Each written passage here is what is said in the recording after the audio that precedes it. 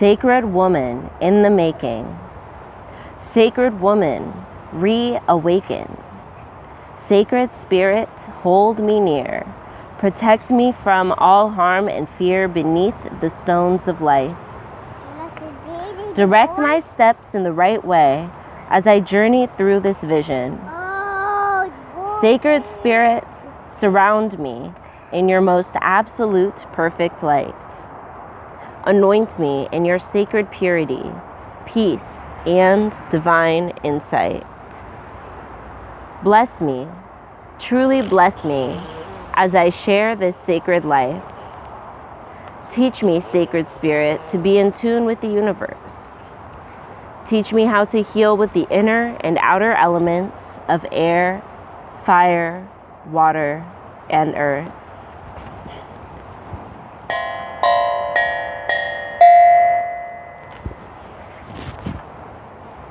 Beloved ancestors, may our body temples become sacred altars, clothed in an array of rainbow colors, reflecting the beauty and the boundless creativity of your light, so that our body temples may honor our beautiful spirit. May divine beauty be anchored in our harmonious thoughts, and may our peaceful attitudes and conscientiousness be reflected in the sacredness of our dress. May we be a walking embodiment of the beauty of the Creator, so that others may be uplifted by the sacred beauty we emanate in all our ways. I am a sacred woman. I am a sacred woman. I am a sacred woman. Before we begin our sacred movement, I wanted us to do 200 fire breaths. I know we should be technically on 300, but I don't feel like we've been doing it often enough, or that I've been pushing us often enough for me to ask that of everybody until probably next month. So just remember to keep practicing your fire breathing, preferably 3 to 6 times a week. And let's be building up our lung strength and the capacity for the oxygen in our brain, as well as, being able to connect in that way spiritually, which, as we know, the fire breathing is a technique that many of our elders use to connect with the spirit realm. It's a slightly lightheaded feeling when your brain is cleared with all that oxygen, but you should not be so lightheaded that you pass out. If you think that you're going to pass out, or you think that you're getting too short of breath or whatever, you're pushing yourself too far too quickly, and you definitely need to take it slower and build up slowly. It doesn't take too long, You can build up in increments of 50 or 100, depending on how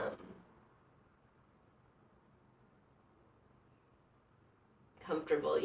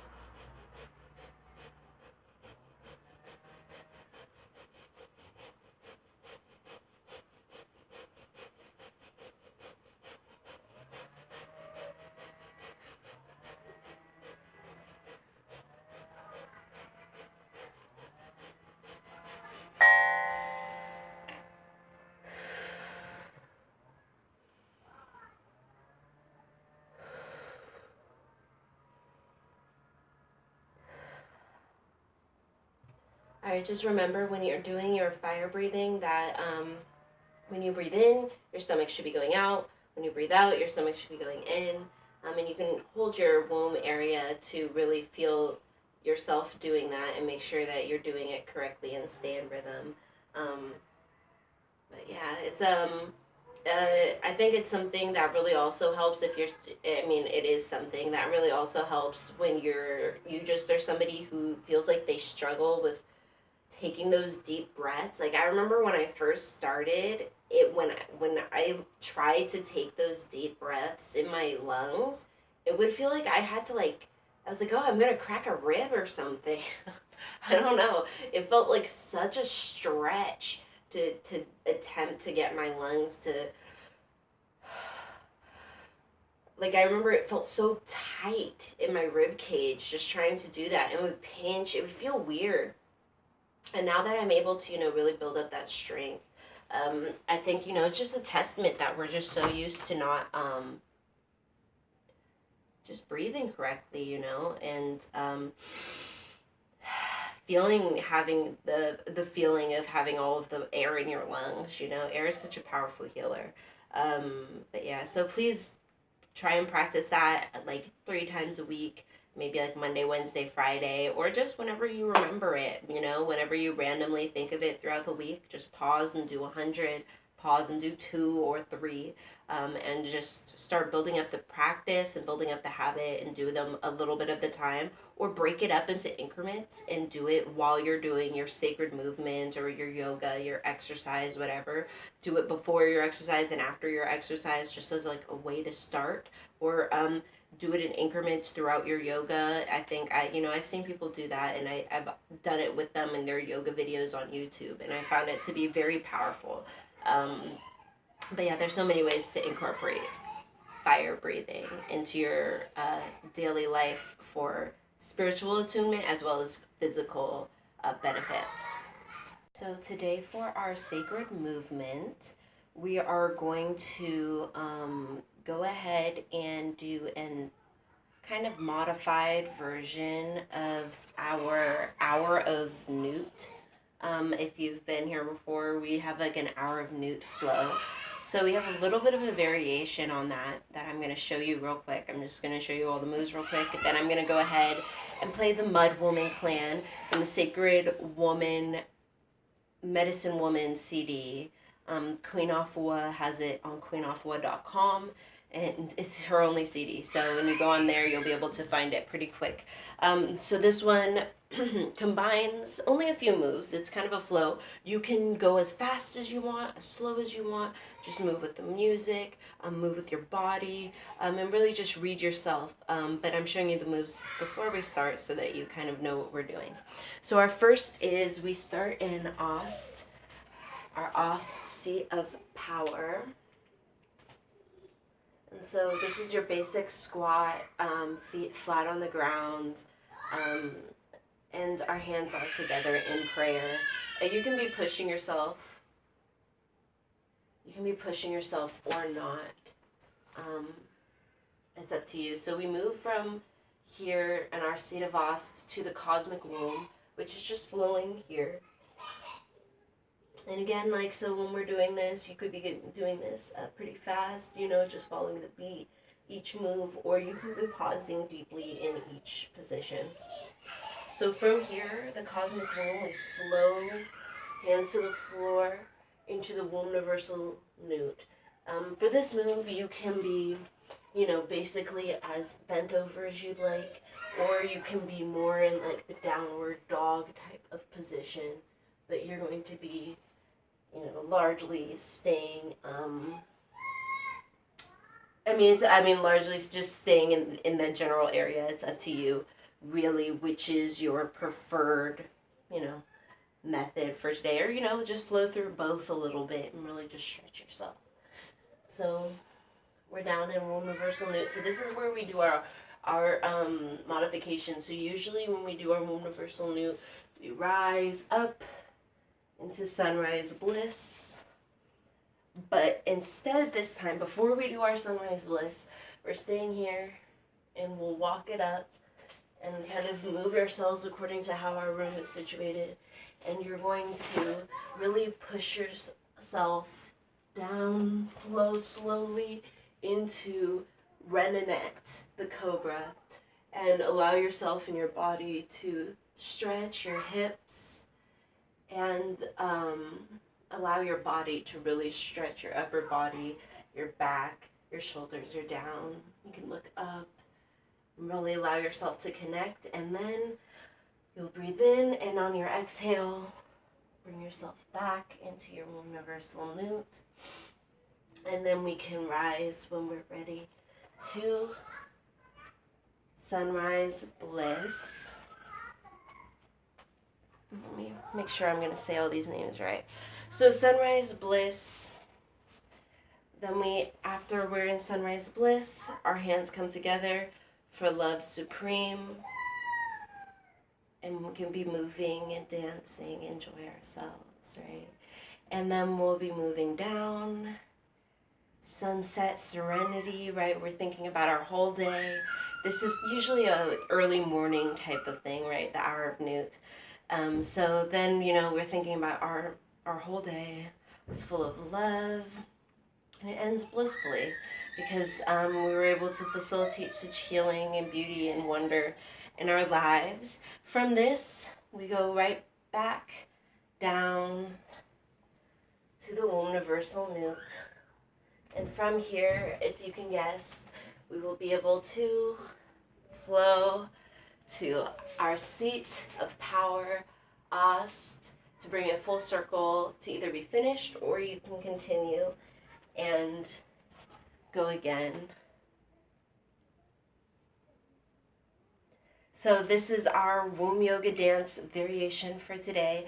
And the song I'm about to play is the Mud Woman Clan, because last time we played about sacred beauty and really embracing that beauty within. And the Mud Woman Clan is about remembering that sacred beauty is about getting into the mud and getting into the thick of things to heal and to utilize the elements and to utilize nature, and that we are nature, right? And so I thought that this song would be a really powerful way to continue our journey into sacred beauty and sacred womanhood.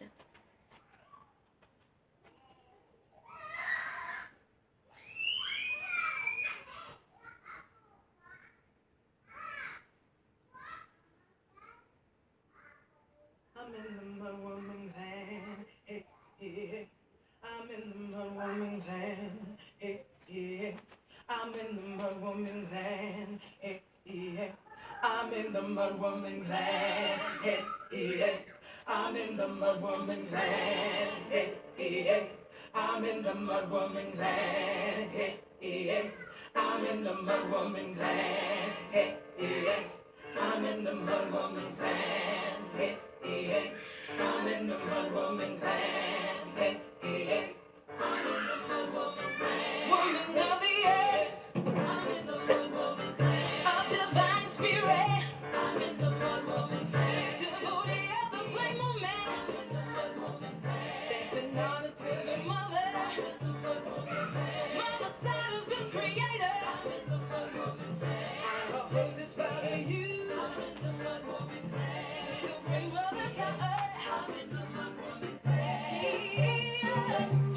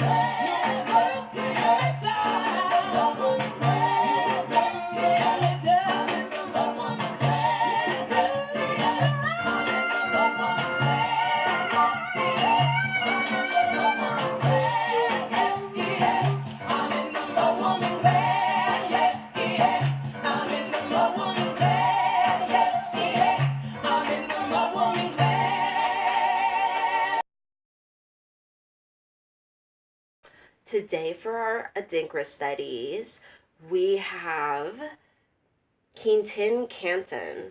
Kintin Canton. It means puffed up arrogance, and it's a reminder that you should have humility. All life is to be valued.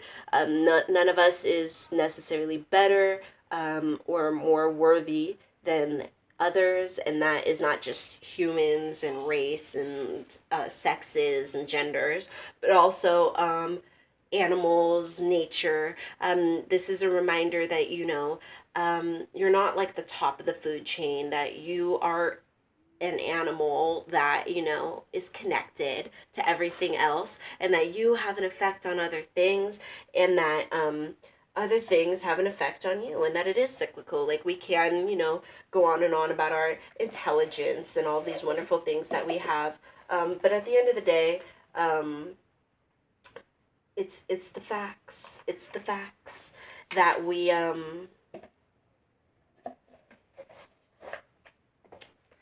have to find our place, equal footing with the rest of the world.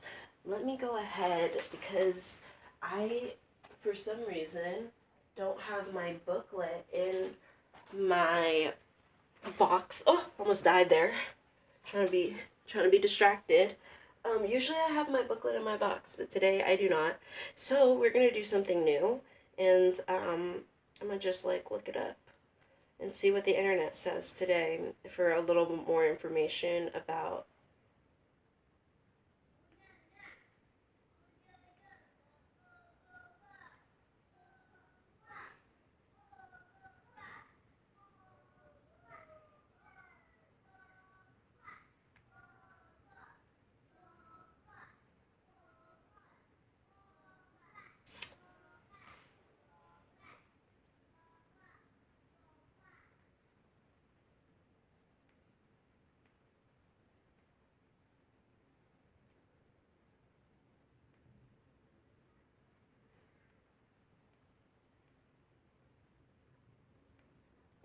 But okay, so anyways, while I'm looking for a little something, I'm gonna go ahead and. All right, so basically with the meaning of, arrogance here, so this card is kind of, or this symbol, should I say, is, kind of representative of the more wicked versions of arrogance. It could be, referring to colonialism. It could be referring to, all types of racism, bigotry, oppression, hurting of the planet, hurting of things that are weaker than you, lesser than you, making things have less power than you just so you can get one over on them, and thinking that that's healthy, or that it doesn't cloud your better judgment. And so this card would be or this symbol would be excellent. Maybe if you need somebody to be more humble in your life, you could use this symbol along with others to attempt to bind their situation, refer to what they're doing, and maybe you're trying to fight white supremacy, the patriarchy. You're just practicing your hexing on a local criminal, child abuser or something. Essentially, yeah, this, I think that would be a good one to use. But misplaced self-importance is really what this card represents. You can get this deck at adinkraliving.com. So to wrap up our studies, we also have the law for today. We study the 42 laws of Maat. The law is, I will not be wrathful and angry except for a just cause. I will not be wrathful and angry except with a just cause. So really working on our temper. And I think everybody's different, you know what I mean? For some people, the level that they need to work on for angry and wrathful is they're I snap 30 times a day. And I've been there. I've definitely been there, snapping every little thing makes me like angry. I'm on edge. Finding those ways, first of all, finding ways to learn to control yourself. Breathe in, out, let it go. Um, Remove yourself. It takes immense amounts of self-control. You're not going to do it the first time. Especially if you're at that place, you're not going to do it the first time. You're not going to remember to hold your tongue. Just keep those words to yourself and eventually learn to not even have those thoughts off the bat, blurting out, angry things, maybe to your kids, to your family, to yourself. Um, Not being angry and wrathful, like lashing out to people, lashing out when like nothing much has even happened. With just cause, you know what I mean? I love that in the laws of Maat, it's not just blanket. There's never a time you should do this. You should always do this. Always, honor this person, or, don't do that. Don't do this. It's like moral. What is the morality of this current situation? Is this a situation where you need to get angry? And that is like the essence, I think, of a lot of these African traditional religions that people outside of them, Abrahamic religions, try and demonize, right? They try and demonize that there is a situation where you would have to be wrathful. But Jesus gets to be uplifted for having a situation where he got to be wrathful, right? He got to sit there, braid a fucking whip, and then run through the place and whip people. And everybody loves that situation. They're like, yes, violence is sometimes necessary. And they'll go, and people will point to that. Do you know how long it takes to braid a whip? They'll go on, hours and hours and hours it took him. He had to go and get the materials and come back. He could have made a YouTube video on that shit, and it would have gotten 3 million views, because people would be like, wow, look at this rustic man going through the woods and braiding up whips. He's amazing. Long story short, somehow there's a time and place for violence and wrathfulness when Jesus does it. But when the rest of us feel like there's a time and a place for some version of wrath, of anger, of retaliation, of bumping something back onto someone else that they put onto you, which, I mean, I've seen Wiccans try and pull the rule of three on you for just trying to protect yourself, for people trying to, that's why I'm like, we have to be careful about, just, blanket assuming all pagan religions will help us, because at the end of the day, a lot of Wiccan rules are extremely anti-black. They were basically created to demonize to our religions and be like, no, no, no, we're not like that. We have the goddess and these white candles and white witches, and not black and dark and whatever. We're love and light, and we have the rule of three, and whatever you do comes back to him and bounces off of him and does, and we don't do none of that, you know what I mean? And sacrifice, who would ever? And they have a lot of like those rules that demonize the idea that there is a time and a place for your anger. There's a time and a place for your wrath. There is a time and a place to push back onto somebody else, to defend yourself, to draw the fucking line and be like, no, sorry, no, now you're cutting into my family's like wellness. Now you're cutting into my coin, which is how we survive. Now you're cutting into this, that, and the third, and now I got to draw the line. Now I got to do something.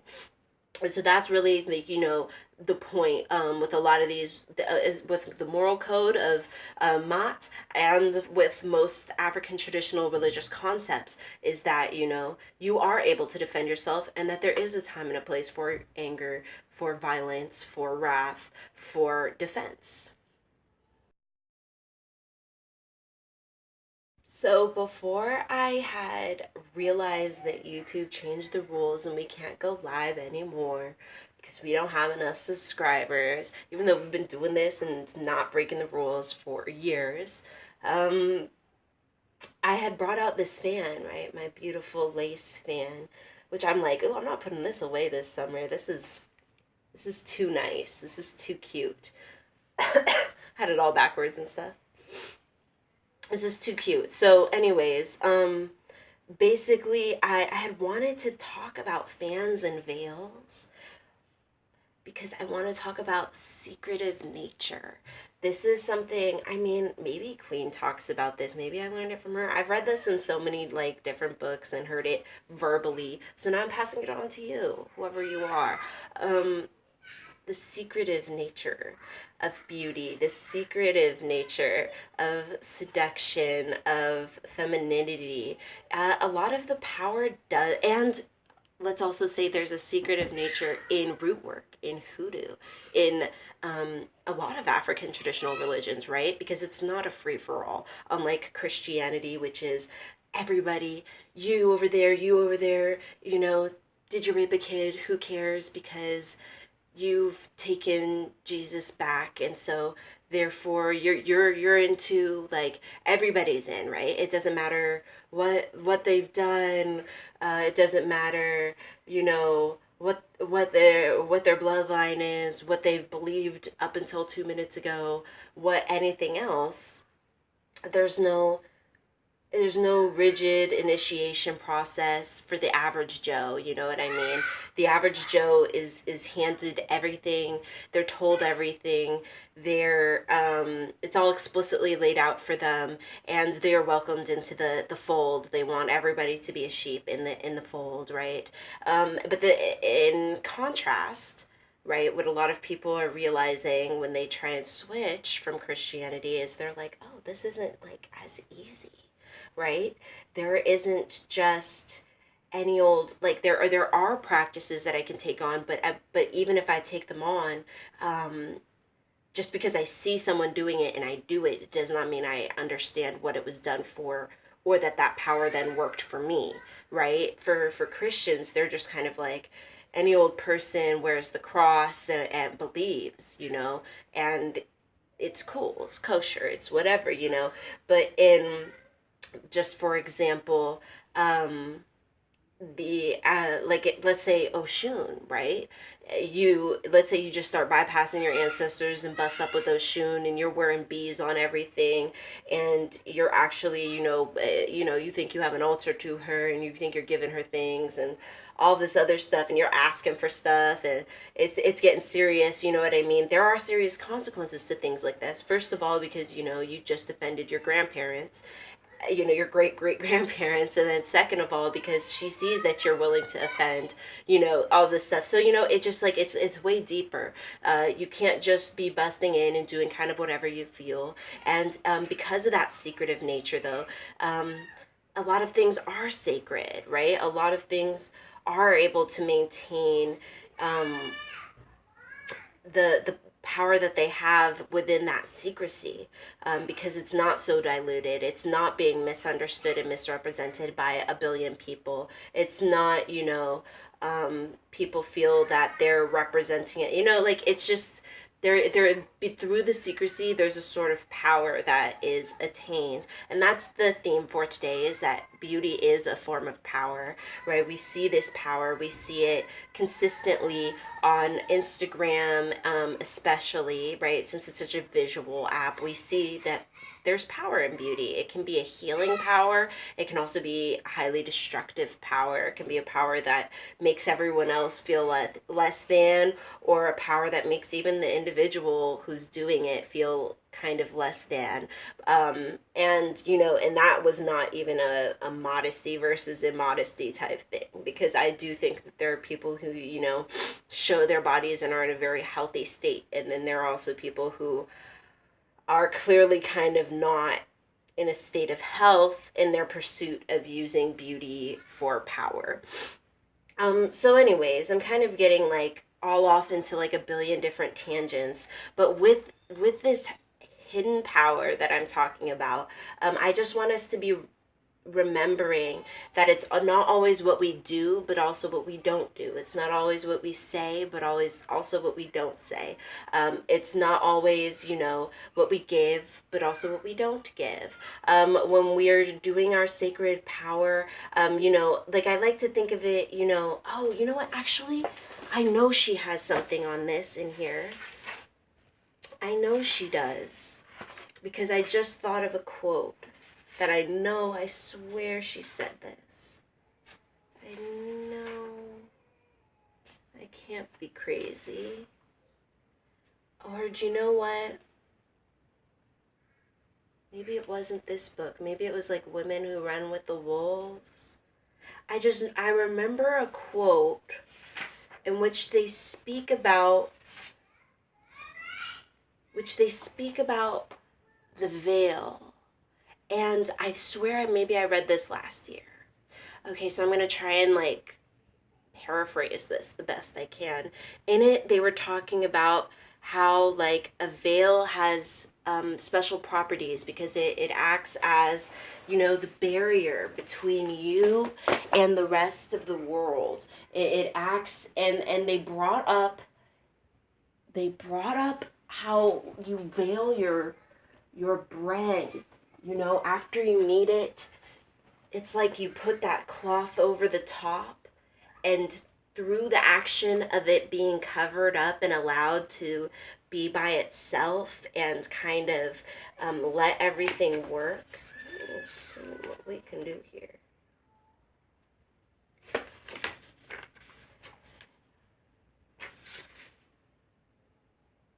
Let's just see.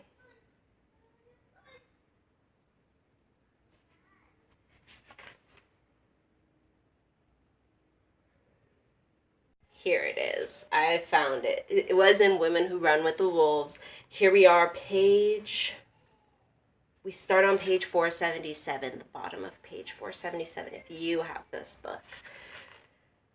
I don't know. When I think of veils now, I always think of this passage. The old wild mother gives the maiden a dual blessing. We're in the middle of a story, if you haven't noticed. She binds the infant to the maiden's milkful breast so the child self can be nourished no matter what happens next.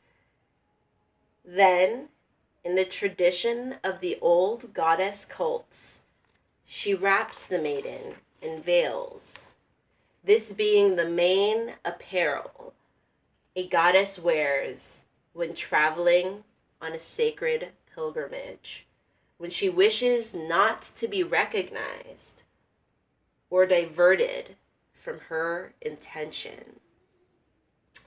In Greece, numerous sculptures and bas-reliefs show the initiate of the Eleusinian rite being veiled and awaiting their next step of initiation. What is this symbol of veiling? It marks the difference between hiding and disguising.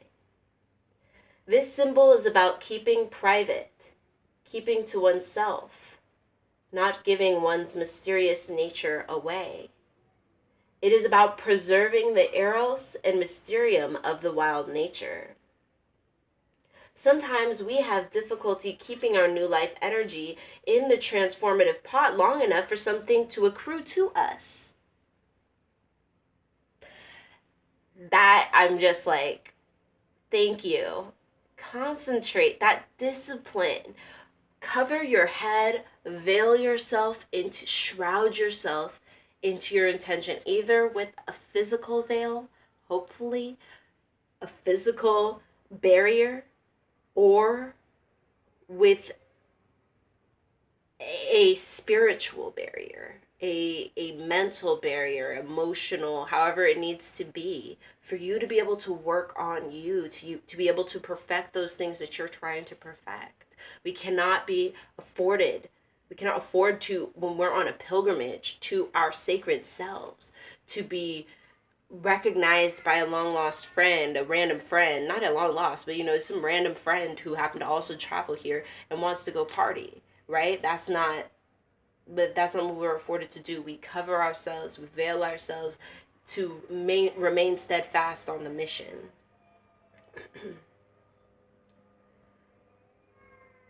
So she said, I'll repeat, sometimes we have difficulty keeping our new life energy in the transformative pot long enough for something to accrue to us. We must keep it to ourselves without giving it all away to whomever asks or to whichever stealthy inspiration suddenly happens upon us, telling us it would be good to tip the pot and empty our finest soulfulness out into the mouths of others or onto the ground. A lot of people out here acting like they're your friend, but really they're just trying to get a mouthful. A lot of people out here acting like they're a fan, and really they're just out here to get a mouthful. A lot of people are out here, acting like family, acting like they could give you something if you just give them a little something.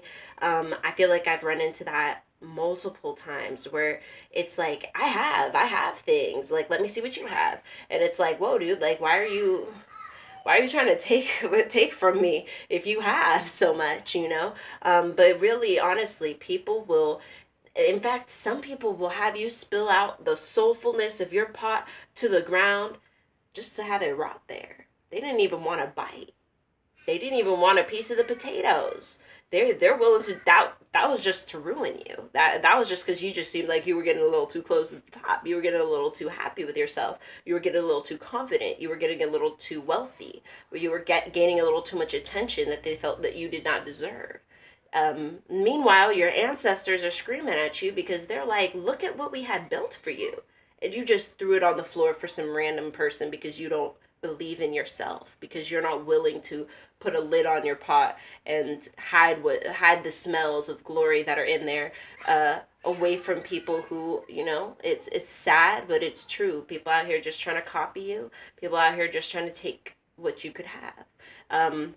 And that is what the veil is about, and the femininity aspect of that.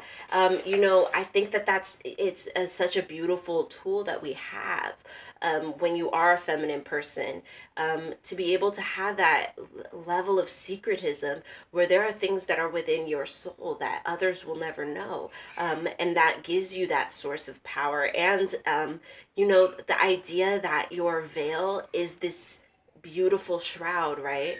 A veil is something you can like see through. It's something that it adds almost an element of elegance and flair. So it's like there's still that beauty to it, right? There's still that beauty to hiding behind the fan, even as it's hidden. The beauty is still there. That sacred healing beauty is still there. So let me wrap this up. This random excerpt that I had no intention of reading before this moment, until I remembered it. I was like, why do I like the fan and the veil so much? Why do I always go on? And here we have it. Putting a veil over something increases its action or feeling. This is known among women far and wide. There was a phrase my grandmother used, veiling the bowl. It meant to put a white cloth over a bowl of kneaded dough. Okay, so the veil goes over the bread to help it rise, but the veil goes over to you to help you rise, to help your spirit rise, to help your intentions rise, your goals rise, your, assertions, everything that you're fighting towards is rising up, because you are veiled, because you've enshrouded yourself in your purpose.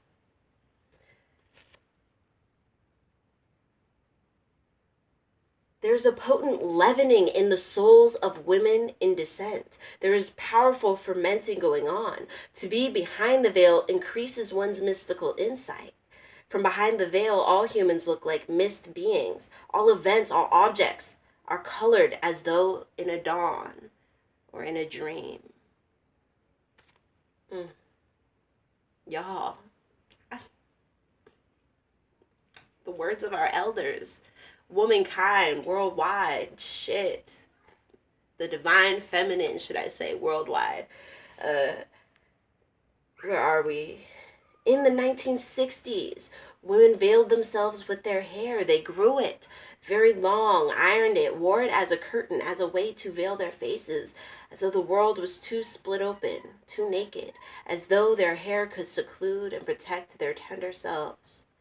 There is Mid-Eastern dance with veils, and of course, modern Muslim women wear the veil as well. The babushka from Eastern Europe, the trajes worn on women's heads in Central and South America, these are all mementos of the veil. East Indian women wear veils as a matter of course, and African women do as well. As I looked about the world, I began to feel a little sorry for the modern woman who does not have a veil to wear. For to be a free woman and to use a veil at will is to hold the power of the mysterious woman. To behold such a woman veiled is a powerful experience. I once saw a sight that has held me in the thrall of the veil for all my life. My cousin, Eva, preparing for her night wedding. I, about 8 years old, sat on her traveling suitcase with my flower girl headdress askew already, one of my anklets up, the other swallowed by my shoe. First she put on a long white satin gown with 40 small satin-covered buttons down the back, and then the long white satin gloves with 10 satin-covered buttons each. She drew the long floor-length veil down over her face and shoulders. My Aunt Therese fluffed the veil all out, muttering to God, make it perfect. My Uncle Sebastian stepped into the doorway, aghast. For Eva was no longer mortal. She was a goddess. Behind the veil, her eyes seemed silvery, her hair starry somehow. Her mouth looked like a little red flower. She was of only herself, contained and powerful, and just out of reach in a right kind of way. Some say that the hymen is a veil. Others say that the illusion of this is the veil. None are wrong, but there is more. Ironically, though the veil has been used to hide one's beauty from the concupiscence of others, it is also femme fatale equipment.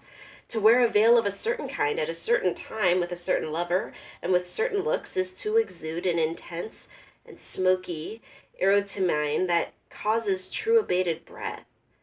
In feminine psychology, the veil is a symbol for women's ability to take on whatever presence or essence they wish. I mean, come on, y'all. In feminine psychology, the veil is a symbol for the woman's ability to take on whatever presence or essence they wish. I love that. And it's so true. It's just a matter of if you're bold enough to do it. If you have the confidence enough, if you can muster up that good form of ego that loves yourself that much that you will embody these essences that people call taboo or that people, would rather not see because they don't appreciate the power that it gives you. Because I think that's a lot of what it is a lot of the time. Often the very things that are feminine are degraded to the point where it's like, that's an embarrassment to ever do that. That's an embarrassment to even want to be like that. And it's been degraded because it's so powerful, and you're supposed to be disgusted by that power, right? You're supposed to be like, that's nothing. That's the easiest thing you could do, blah, blah, blah. Meanwhile, the easy parts of masculinity are encouraged. If it comes to you naturally to do something masculine and you're a masculine person, that's encouraged. But if you are a feminine person and it comes to you naturally to be very feminine, to have there are very few feminine traits that are upheld, and they're only upheld because they're the easier to control physically, the easier to control, in this type of society. So certain traits are upheld, but it's ultimately to just use, to use the body of the woman, the womb, to use it for making children, to use it to make sure it's not running amok, having a good time, to use the sacred powers and energies that also come with wombs, that also come with that energy, that these hormones we emit. And it's ultimately about control. And so in this way, it's about taking that control back. You do have these essences that are at your complete disposal. And that is a form of the veil, the energy, right? I was talking about, it's not necessarily that you have a beautiful piece of lace shrouding your head to keep you focused, but it is also about the energies that you embody for either that day, that time, that life, that are serving you, that are giving you that power, that are giving you that inner glow and ability to continue with what you want. But again, you have to be willing to embrace it. You have to be willing to embody those essences, despite the fact that you will have somebody out there who is going to be mad that you've done it. Not because it's a bad thing, but because you're a woman or because you're feminine. And that's that. This is the world we live in. There is a striking numinosity to the Veiled One. She inspires such awe that all those she encounters stop in their tracks, so struck with reverence for her apparition that they must leave her alone. The maiden in the tale is veiled to set out on her journey, therefore she is untouchable. No one would dare to raise her veil without her permission. After all the invasiveness of the devil, once again she is protected. Women undergo this transformation also. When they are in this veiled state, sensible persons know better than to avoid this psychic space. So too, after all the false messages in the psyche, and even in exile, we are protected by some superior wisening, some sumptuous and nourishing solitude that originated in our relationship with the old wild mother. We are on the road again, but safeguarded. By wearing the veil, we are designated as one who belongs to the wild woman. We are hers, and though not unreachable in some ways, we are held away from total immersion in the mundane life. I think also when she's talking about essence and people leaving you alone, there are also many different ways for that type of energy. She's talking about the being reachable in certain ways. For example, let's say you're shrouded in black and you have, black all the way down and whatever. Most people will not approach you. Same if you're all shrouded in whites. Most people will not approach you. They assume that, because of physically how you've dressed yourself, that you are not somebody who should be approached at this time unless you approach them. And I think most people, would generally agree with that. They're not going to approach somebody who is covered up, their face is covered up, everything, and in a way in such that you can see that it is religious, spiritual, what have you.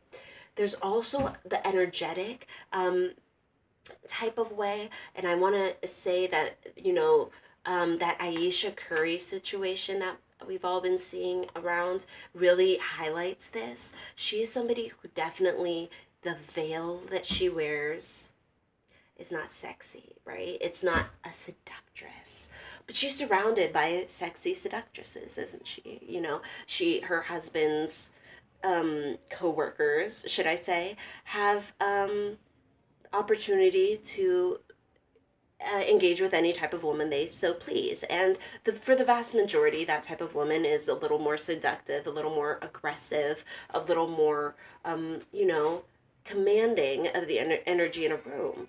There is probably never a time when Aisha has, walked into a room and been the showstopper. You know what I'm saying? And not only that, but her very energy refuses anybody to have ever, approached her and told her she was especially good looking. She kind of, gives off a very matronly air, an air about not trying to be sexy at all, about just trying to be classy, put together, but in no way sensual, seductive, etc. You know what I'm saying? But yet she's disappointed because she doesn't get the same response as somebody who gives off those other energies. And so it's a reminder to us that, you need to be aware of what kind of essence, what kind of energy you give off when you go in the room. What kind of energy you give off when you show up somewhere, how you're dressed, how you act. It's not just how she's dressed too, though. It's definitely her energy. Her energy is definitely very matronly. So, it's not only the midi length dress, because as we've seen, Delicious can wear a midi length dress, the same type of dress Aisha wears, those conforming, it shows the curves type of midi length dress. But Aisha wears it and you read mother. Delicious wears it and she's a mother as well, but you read vixen, seductress, and it's the energy. It's the energy behind her walk. She's confident enough to do it. I don't even know if Aisha would be confident enough to give us that booty twitch and walk, when she walked into a room, you know what I mean? That, throw her shoulders back and walk in like a diva. I don't know if she could even do it. And that's I mean, and I love to see a sister shine. You know what I mean? If you want to shine, if you walk in and you command the attention in the room, I'm about to call to the person in the corner who didn't notice you and be like, hey, like, are you talking? Look over here. You know what I'm saying? So Aisha, it's like the veil. It's the veil, girl. The veil. What's your veil looking like? Because if your veil is telling people, I am a mother, I'm respecting my community for what I do. I saw that on Maury once. If that's what your energy is telling people, but then don't be surprised when that's the attention you get. You know what I mean? But if your energy is coming in and saying, yes, like I'm a mother, but I'm a grown ass woman, I've still got it. You know what I mean? Because I don't even believe she's still got it, but she wants somebody else to believe she's still got it. So today our studies start on page 225 with this section, Reclaiming Our Heritage, just because I can't remember if I did manage to even read that part out last time. And so this week we're going to be so when we talk about sacred beauty, we're talking about it in a really holistic sense. So then there's what you're wearing, there's what you're thinking, there's how you're presenting yourself, there's how your basic body care, how you're taking care of the very basics, your skin, your hair, and obviously, the spiritual sense, the use of sacred beauty as a healing tool, as a tool of power, as a tool of, as a powerful tool, just a tool that you have. That's nothing to be ashamed of. That's nothing to be I do this all without, femininity or without beauty or without anything of that nature. When in actuality, it's something that is consistently demonized for women and for people in general, for all people. There's something about beauty, ascribing to beauty, succumbing to it, using it for yourself, that a lot of people read as negative or read as, manipulative or inappropriate and not something that you should focus on. And then, I think a good example of this is Ayesha Curry is coming to find out that, how she was raised in the way she was told to present her feminine energy does not serve her or give her the results that she actually wants. That squeaky clean church girl image had its benefits, but then it also has its drawbacks. And she's coming to realize as well that it wasn't totally necessary to get where she is, right? Like, she's with she's in a situation where she is the good girl in the room, right? But she's also around a lot of people who are definitely not good girls, who are definitely not church girls, and who are still, married and in the same position that she's in. So, I think it's that give and take about energy and, figuring out how it serves you and how to make it work for you and what is you. You know what I mean? And so, yeah, it just reminded me, when I was talking, I was like, oh, that really reminds me of her situation. She says the consequences of more than 300 years of transatlantic slavery, beginning at the early 16th century and the continuing mental enslavement of our people today, have had devastating effect. Much of the knowledge of our story, our love of life, as well as the true meaning of being beautiful, was lost or suppressed. There was not much time for beauty, culture, or body care when you labored from dawn to dusk in the cotton fields.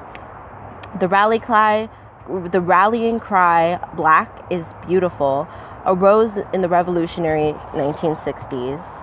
We began to wear our hair natural or in an afro.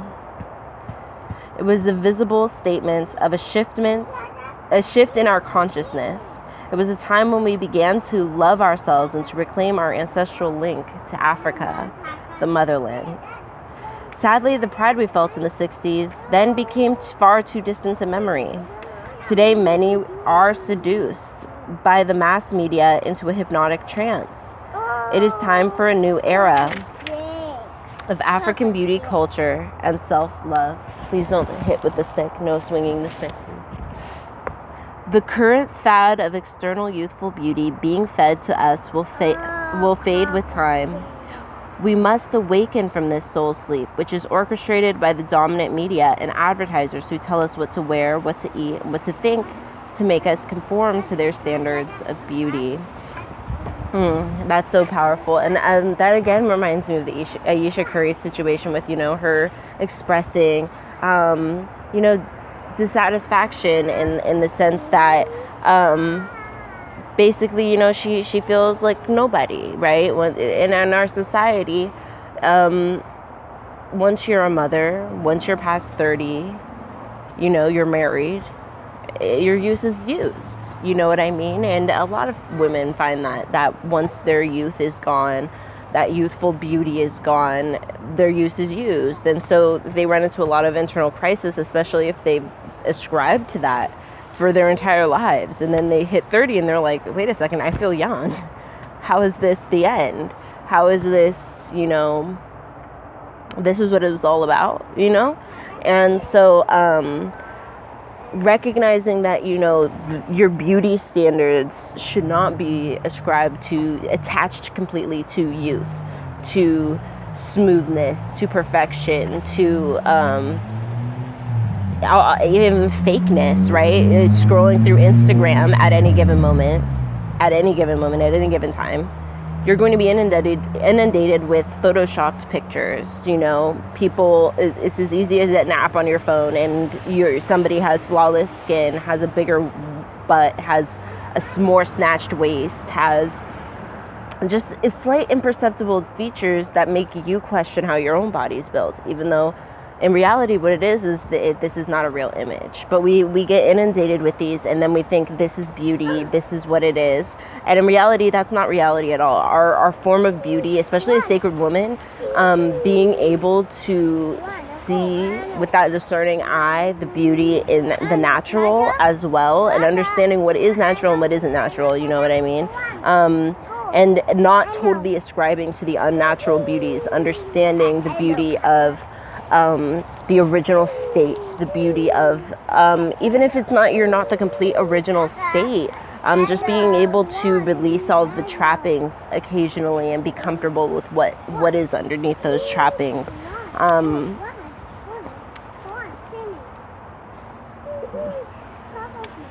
Such confusion causes us to emulate the African American models with blue eyes and blonde hair we see on TV and in magazines. We are bearing witness to the whitening of ourselves. The messages we continually receive are that we are not and will never be good enough unless we Europeanize, homogenize, and pasteurize ourselves into their mold. We must remember this. We are the original model. The original model was perfect. Excellence was the pattern. We have been created and come forth from the limbs of Untitled. The one most high states our holy book. The book of coming forth by day from night. Be careful, Taka. Often misnamed the Egyptian Book of the Dead. Let us stop patterning ourselves after mediocrity. The world is already full of mediocre people. Oh, that hits home so deep, you guys. Firstly, of course, Queen addressing the issue of the consistent lightening, whitening of Black people as a whole, the pervasive need of the white community to portray us as either light-skinned or mixed, only erasing darker-skinned people. There are already so many people dyeing their hair blonde, and there's so many people, that's just an example, but there's so many people, trying to get the same body on Instagram, and there's so many people trying to, just copy other people, and influencers are just copying other people a lot of the time, and it's rare for there to be actual refreshing, it's not even that you have to be unique. It's not even that you have to be so different. It's that you have to be you, that you have to be unapologetically you, that you have to be able to embrace that and be strong enough to reject the things which aren't you in particular and aren't necessarily bad things. but are things that just aren't serving you, and having that strength to be able to understand those things and be able to stand strong in ourselves and what that means to us. Anyways, that's what I kept thinking when I read the words mediocre. The sacred Het principles of divine love and beauty are a philosophy that each of us can practice in our daily lives. The tools needed to produce a new beauty culture based on this ancient African paradigm are researching and studying our ancient cultures, living in accordance with the 42 laws of Maat, prayer, meditation, maintaining an attitude of thankfulness, eating a balanced natural diet, proper exercise, daily grooming, and natural body care. So that was a lot. Okay, we'll go through that real quick, one at a time. Studying your ancient culture. So here she talks about the ancient Nile Valley, but for yourself, Tyra, remember we can't swing the sticks. Thank you. Gentle. So for us, that would be West African culture. That would be, it could be a lot of different general African culture, cultural ideals that can be found. If you are a mixed race descent, figuring out the cultures of the different parts of you, so that maybe different things that just speak to you, or different things that intuitively come to you will make sense because they have a cultural context that you learn from and draw back on. Right after culture, she mentions the 42 laws of Maat. So culture is a foundation, but so is the 42 laws of Maat, which is a moralistic code that you live by. You live by a state of generally choosing to spread wellness, of good, of choosing the right thing. You'll be okay.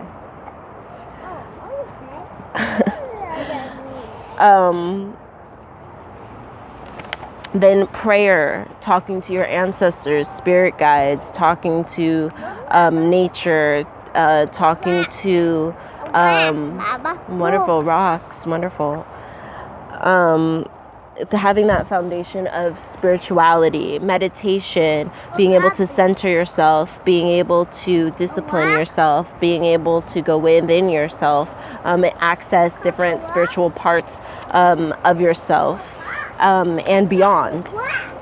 Maintaining an attitude of thankfulness, being able to be grateful, being grateful for what you have, being grateful that your eyes opened this morning and you aren't an ancestor yet and you can still continue your work today, being grateful, being grateful for the knowledge you have, for the friends you have, for, what you're building right now, for the earth that you live upon, whatever it is.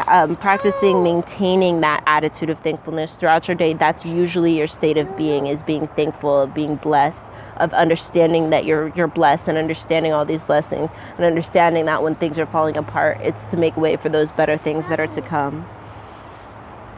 Then we have the eating the balanced natural diet, having those foods that are having the diet that is balanced, getting those nutritional needs met, those vitamins into you, that intake that you need. Proper exercise, maintaining the ability to think about needing to do something and your body being able to respond. That's the level of exercise that we should be trying to maintain, is the knowledge that your body can respond should it need to, because you have upkept it and continued the practice, right, to maintain. Daily grooming is part of this as well. So and keep in mind, this is all part of beauty, right? This is all part of beauty. So finally, that was all of that. Your beauty was based on your moral code, on your culture, and your ability to maintain your culture, spread your culture, your prayer, your meditation, maintaining an attitude of thankfulness, eating the meal, proper diet. All of that was before you even combed your hair, daily grooming, before you even oiled your feet and massaged your skin, before you even sprayed that fragrance that people know of you when you come in the room, before you did any of that.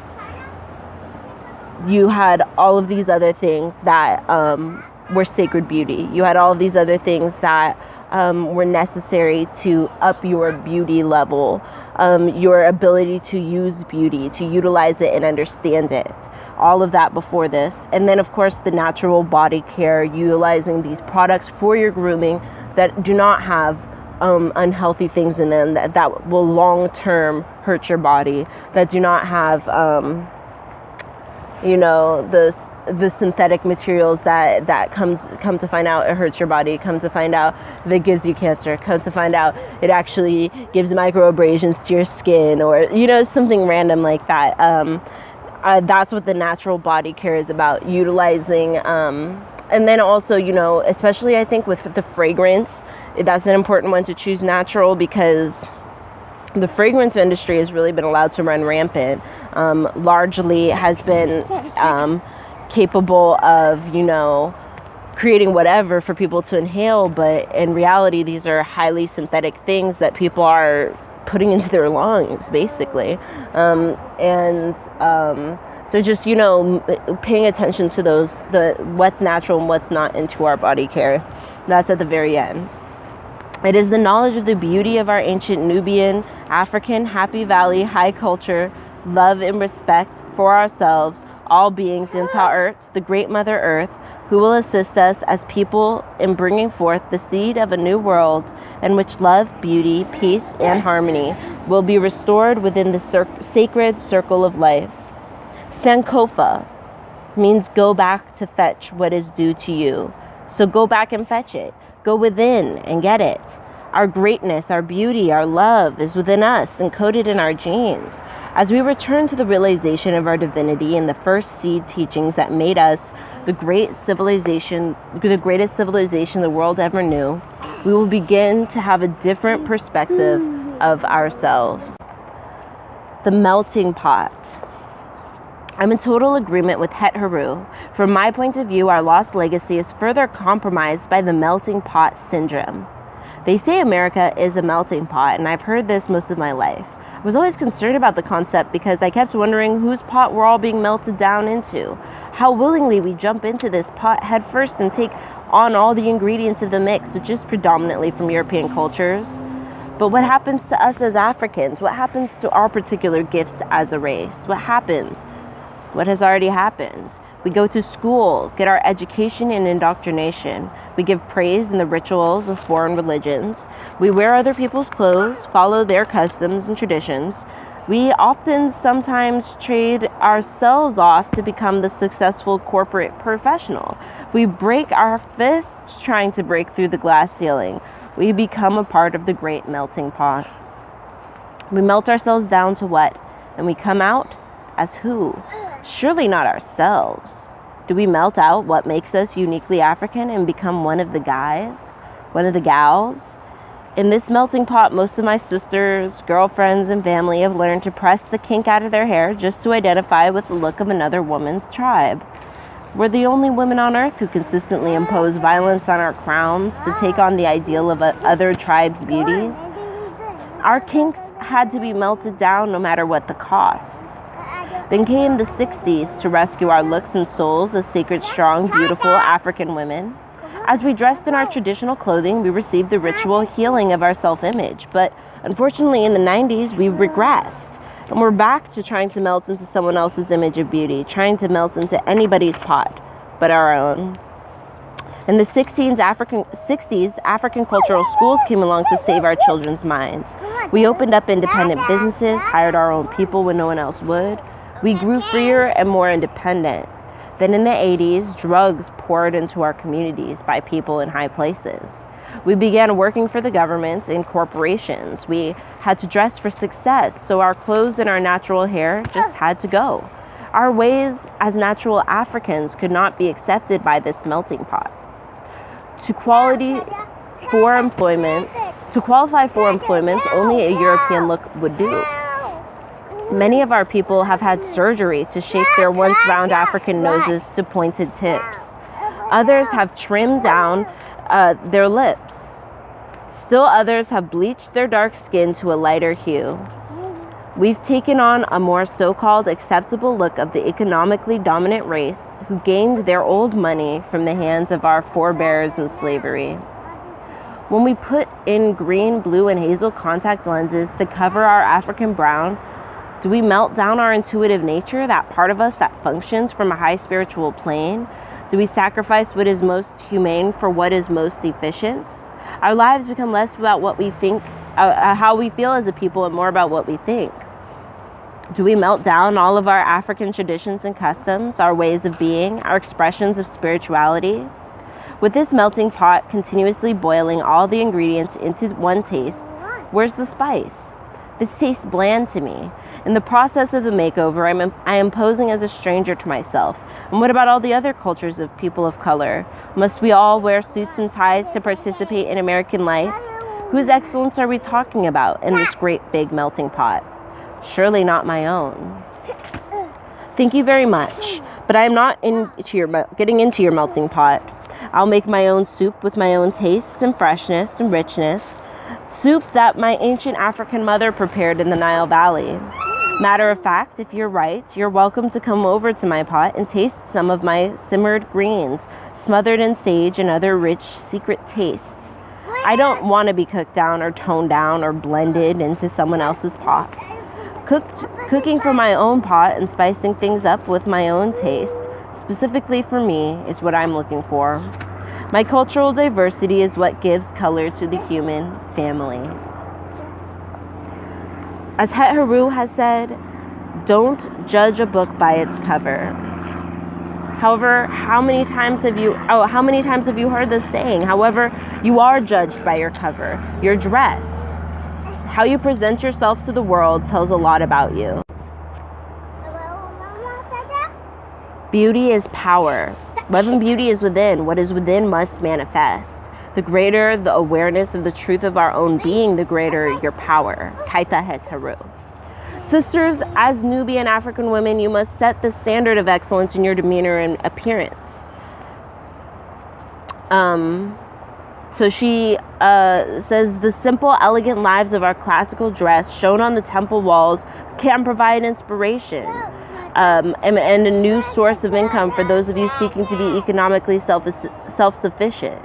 European fashion designers have used our Nubian cultural dress to inspire their design collections for many, many years. So I want to take a quick break there and just talk about the difference between clear self-hate and self-expression. So I do think that there are times when, first of all, wearing a wig is obviously fine. There's always a time when wearing a wig is fine just because you want to wear a wig. It can be pink, it can be blonde, it can be red, it can be brown, whatever. It can be straight, it can be curly, obviously, whatever. But there is a difference between consistently trying to change your look to look more, or should I say, to look less black, to look less African, out of self-hate. And this is what she's addressing. She's addressing people who do not believe that there is beauty in their African features, who are disgusted by it, who are trying to avoid it, who have internalized that hatred. And then there's the other side of that, which is that you can be somebody full of expression and still embrace and love your blackness. And this is what she's talking about. She's also has she has this bit that I skipped, which was about setting a standard. She says setting a standard of excellence in your demeanor and appearance, and hers is kind of Christian based. When Queen Afua thinks of this, she thinks of it as, if you're walking around with no pantyhose or bra on the street, gyrating to monotonous music on national TV in skin tight mini dresses, blah blah blah. But I think, first of all, I think Queen's view on this has kind of changed. If you'll look at the sacred woman who she promotes on Instagram, or her supporters that she supports on Instagram, she supports a lot of people who Instagram models who engage in some level of sex work, or modeling promiscuously, or I don't even know what she would in this book have just said was not how you're supposed to handle yourself in the streets. And I think it's a good thing that narrative has changed since her writing of this book, because there really isn't anything wrong in us taking the power of our sexuality back as we ascribe to our sacred beauty, because that sacred sexuality is a part of our sacred beauty and our sacred femininity and our sacred, you know, wellness.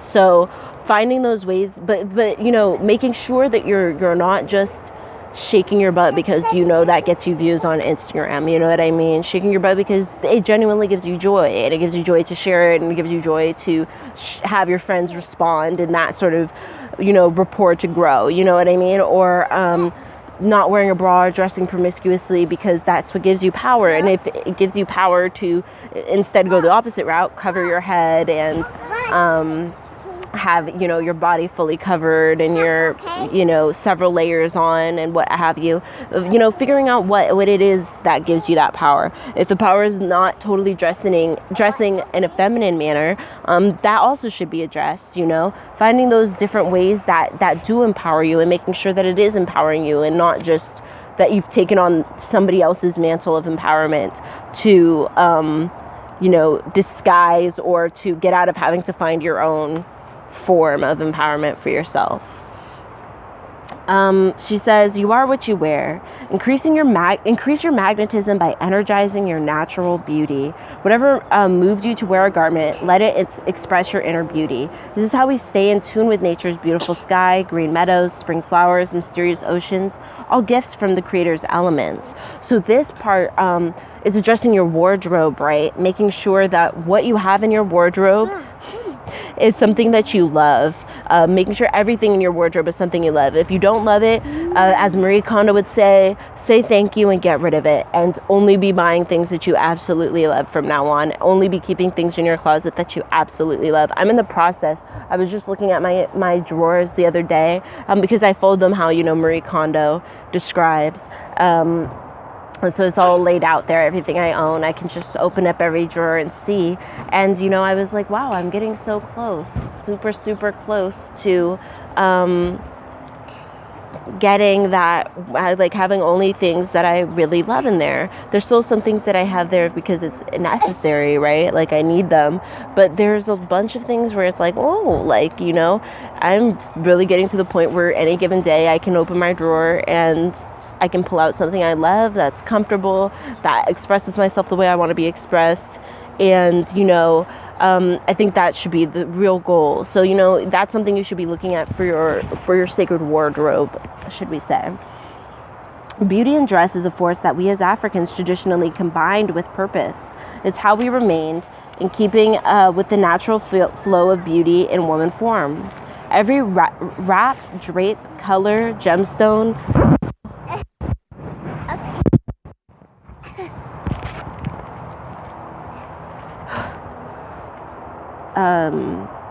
headdress or flower that was worn indicated your past history or present lifestyle or condition.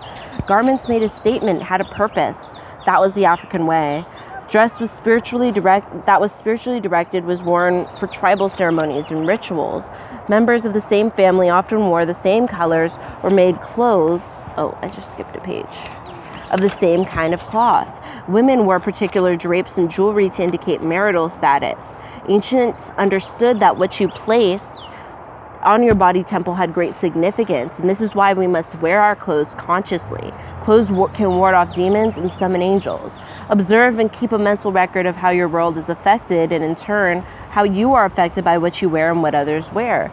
So yeah, that reminds me of how in West Africa in particular, you're able to find huge examples. They usually compare this to our quilts, right? Quilts that we made here in America, because the similarities between their fabrics and our quilts are just, you know, huge. And then each line that you'll see, they would use by hand painting lines with like certain muds and dyes onto the fabric to create patterns. There were writing systems that were used. Depends on the tribe. It depends, you know, what was used, what was written, what symbols, etc. But these symbols had meanings. These symbols had meanings, and these symbols would then be put on the body as a form of protection.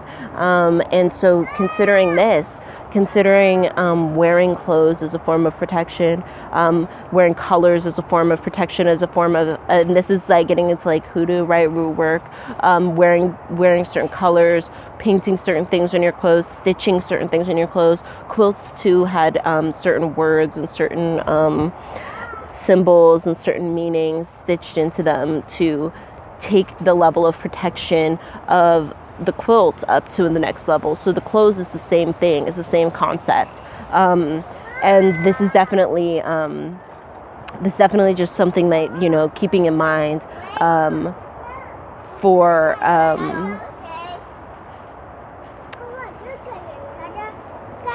you know, for choosing your clothes, choosing what you're doing. And we're gonna get a little into the cosmic dress in a little bit. So hi. Hi.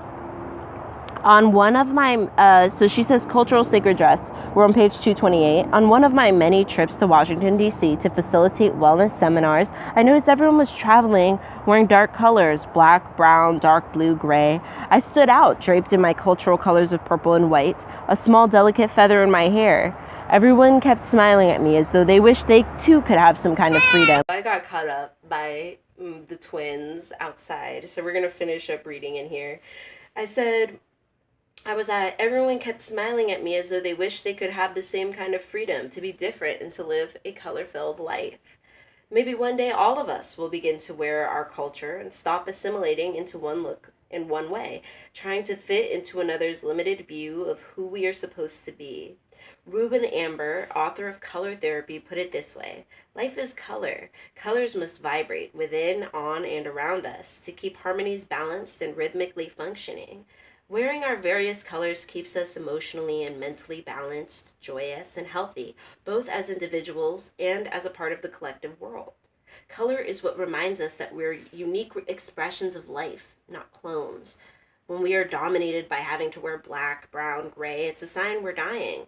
With the so-called European dress for success policy, we seem to be globally living through perpetual late autumn and winter with all of our dark colors. It's time to declare the spring of the self. Behold the summer sun. Let your colors glow and shine. Envision the beauty of Africans dressing in their color-filled traditions, Native Americans in their cultures, Asians, Irish, East Indians, Brazilians, Norwegians, Middle Easterners, all wearing our different, beautiful, colorful traditions. What an energy charge it would give our world. Sorry, I had to hesitate there because she used the E word. I don't know. I just know that that's not what the people of Alaska, the indigenous peoples of Alaska, call themselves. Is it Inuit? No, but that's only like one of the tribes.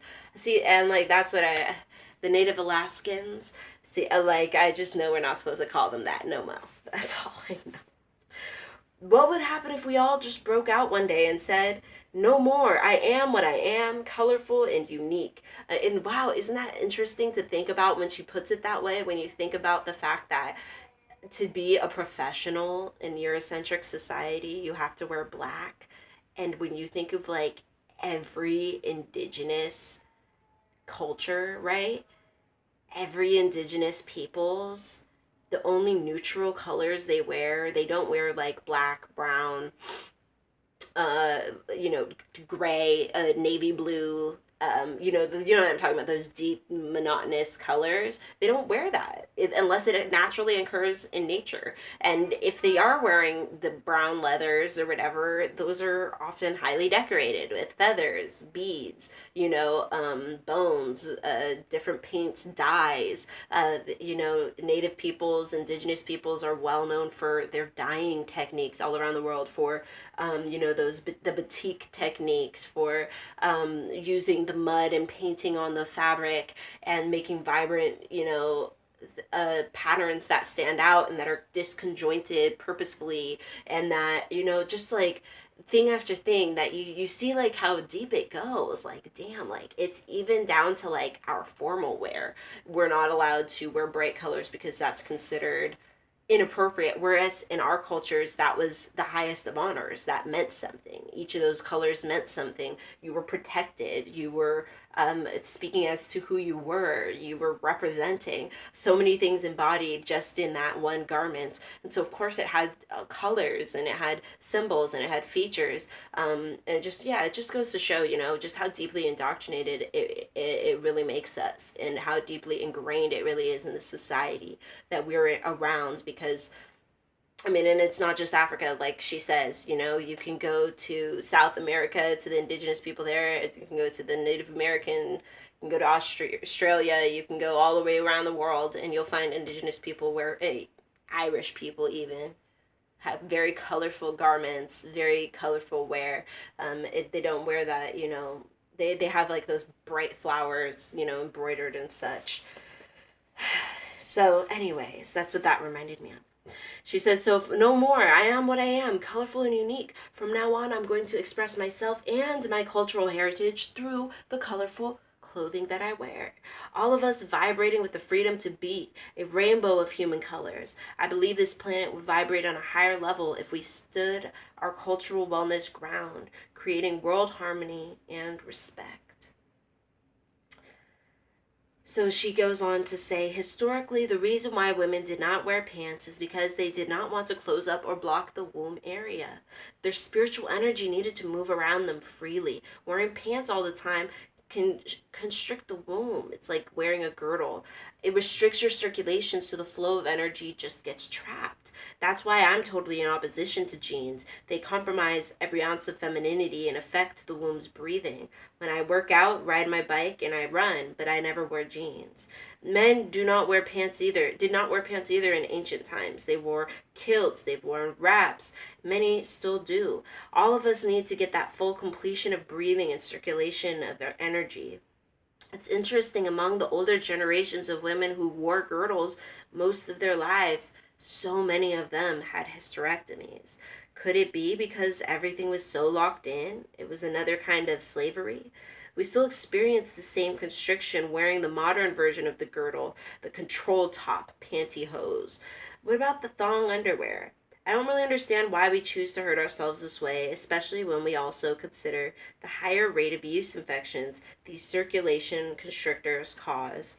So, with that, I definitely, I do think with the girdles especially, it's just like it really does, it really pulls you in a very strange way. There is, to some extent, a form of wellness that comes, from pulling the womb back in, especially postpartum, belly binding. But there is like that marked difference between doing it for wellness and then doing it for the beauty standard, and really making sure that you're listening to your womb. I personally had stopped wearing pants, not because I read this, but because literally after having children, it just like, it's damn near impossible to find a pair of pants that can go up past my belly button area and not make it feel like it hurts my stomach. You know what I mean?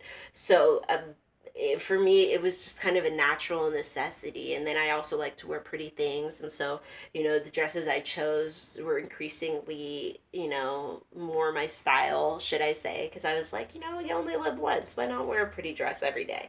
So, I do think that we can still, it's like, it's hard because, there's on the one hand, you just have to really be listening to your body, I think, is the real issue, is that sometimes we're ascribing to beauty standards over listening to our body. And sometimes the two things align, and then sometimes, you got to throw beauty out the window and just listen to your body on what it is, or find a new way to do things, you know what I mean? maybe not be wearing your jeans, but you can still wear something and look beautiful. Jeans definitely, though, I do feel like can block the inner energy because they're just so thick and we tend to wear them just so tight, that it can definitely, I see, block the energy. I think we all know that relief of peeling off the jeans at the end of the day and just feeling like the whole body can like breathe. Even if you really liked your jeans, I've really liked your jeans at several points of my life.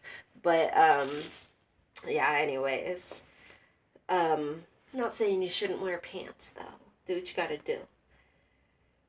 Our She said, "Oh, here we have the classic wear." So let me see. Maybe I should. Here, we'll just talk real quick about the lapa. So classic African wear. Our sacred Nebbit het Ost, sister to sister, shawls, wraps, and drapes are blessed to evoke the Nile Valley spirit of our ancestors when worn in a state of meditation, protection, inner peace, and samatawi, unity.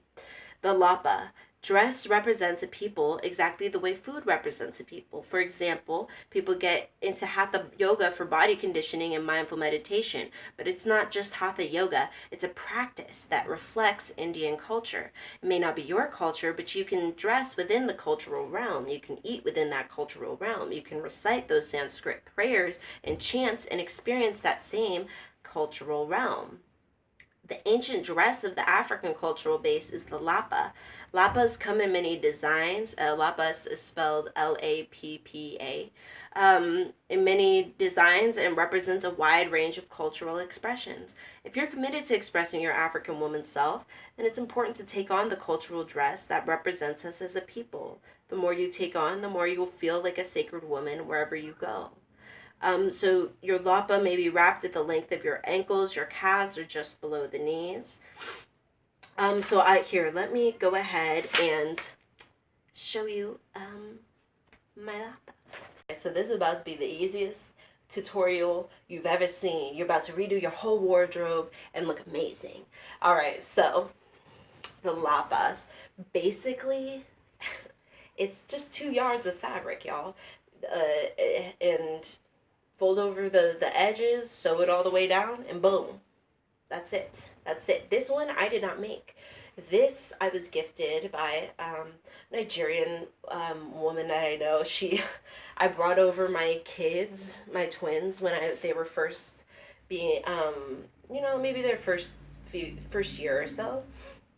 Brought my kids over, and she saw my wrap that I had to hold the kids, and it was like yards and yards of this thin fabric. She's like, this is not what we use. She's like, let me just give you one of these. So she went in the back and grabbed me one, and they used this for. She had one wrapped around her waist. She also had one holding her baby in her back. She also had one. She had a t-shirt on, you know what I mean. But I mean, they had one, for on the floor for the baby. They had, so it's a very common thing. You have just a couple yards of the fabric. In your house, you just wear it around the house. You can wear it outside. You can wear it however it is. So there are so many ways to do it. Endless, really, really, right? So basically, this is the way she taught me, and this is the way Queen also. I mean, she has her own methods, but essentially, go all the way around, tuck it in.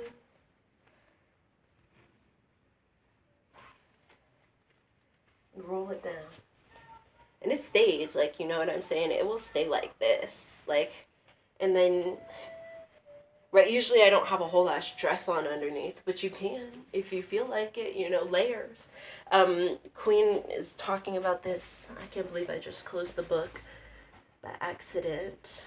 Oh, right here, page 229. And this is basically all she does, you know what I mean? She, you can play with it so that you can try and get more of, like, different drapes. You can just tie it on the side. This is how I usually do it to walk around my house. I'm just like, fuck it, walk around my house, and like, that's it. But, you can also use it for the shirt. She has it on here. She has, like, one draped around her, like, shoulders and, like, tied, and then the other one wrapped around her waist, and that, like, it's her whole outfit. She just has, like, a long sleeve shirt on underneath. And, because you're just using any, Adinkra, Ankara or, other African prints that you so feel inclined. This can be as like whatever your wardrobe feels like. They mix and match really well together. And essentially, let me see if there's anything I'm missing. What she reminds us, when you're wrapping around your legs, make sure your legs are kind of apart so that you're not like wrapping yourself too tight and you're gonna end up not able to go anywhere. um she and also you can do it a lot longer than 2 yards. If you have one that's a lot longer than 2 yards, like mine isn't very long, but let's say it's like I have one that's like 6 yards long, right? Then I could go around, once like what open, go around with them closed, bring it up, like drape it, go around. So there's the possibilities can be endless, especially if you go a little longer than I've chosen to like, or not chosen, than the one that I have here to display for you guys. But the yardage can be 6 yards, and then just like think about that. It's like you go there's this person, I want to say her name is like Tess's Fabrics or something. You can find her on Etsy. You can find her on Amazon too, but I think her prices are a little more on Amazon. And I think she might even have her own website, but I'm not totally sure. But you can also find her on Instagram. Tess World Designs Fabric.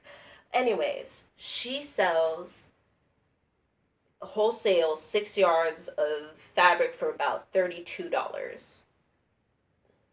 That's a new dress, y'all. I'm not trying to play. You just get the dress. You either will go with your serger or you'll just hem it like a normal person, fold twice and get the frayed edge inside and sew it all the way down. And simple. You don't even have to cut because she's already sent it to you. You just have to hem both the ends, which is the short sides. So then you have all of that beautiful fabric that you don't even have to really worry about, you know what I mean? Like, I don't think that they didn't fold over the edges on this one. They only fold over the ends that were cut. So anyways, that's like $30. That's about as much as people tend to spend on a dress anyway, and you will have a beautiful dress that you can infinity wrap around yourself and be a sacred beauty that's representing. And feel free to use whatever cloths that look into the names of them. For example, I know the traditional kente cloth is, it has rules for it, but I know a lot of African people, just for the kente design, don't have very much qualm with people just using it because the kente design versus actual kente cloth, like actual kente cloth is like woven in strips and then sewed together. It's very intricate. I choose not to wear kente just because I don't want to be like offending anybody or pushing any rules, but most Ankara and most mud cloth fabrics that you see just being sold, those ones aren't actually like an actual I know most of the kente ones, that the fake kentes that they make, it's not referring to anybody specific either. People are just making them based on like the color scheme and all of that stuff. So technically it's not really either. I don't know. I just don't wear kente because of that, because I don't know, I don't know how to put that any clearer. But with the Ankara fabrics, I know like you can wear those, and like the mud cloth, as so far as I've heard, there is no qualm about people using the knockoff mud cloths for this as well. And Tess World Designs has all of those. The dashiki one, she has all of them. 6 yards for $30. Not a bad price at all for a new dress, to redo your wardrobe. Once every what's it called? And then perfectly, the good thing about these two, I'm not going on and on. The perfect thing about these two is that it's like, when you wake up and you want to wear sweats. This is like sweats, but better, because you look good and people think you tried. You know what I mean? It's like nothing cuts you off here.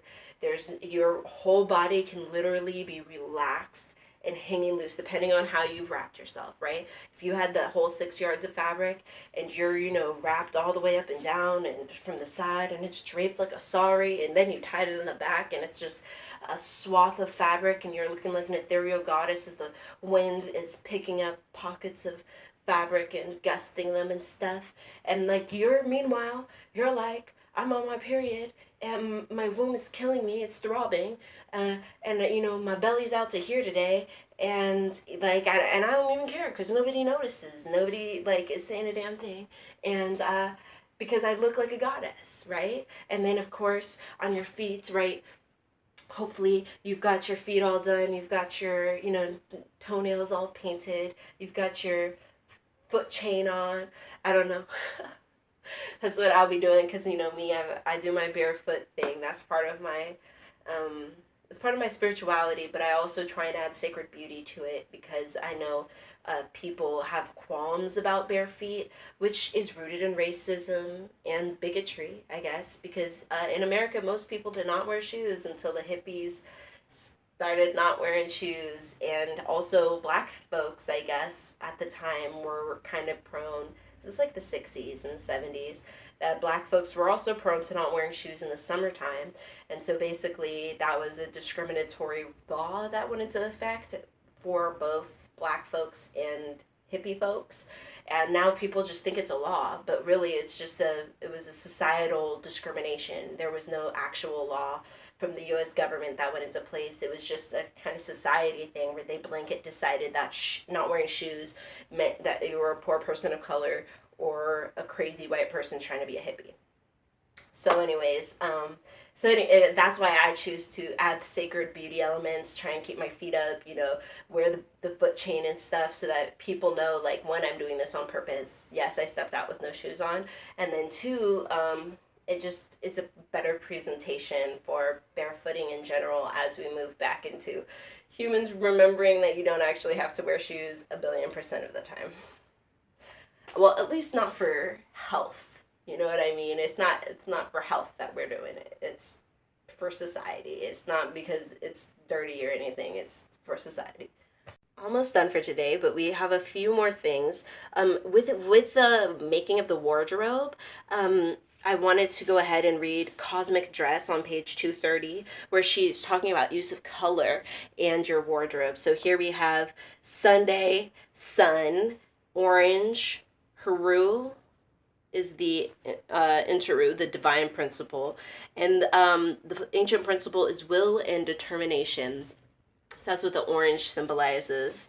Mondays for the moon, blue. Ost is the divine principle, the divine mother or divine teacher. So a good day for learning, right? Or for being maternal.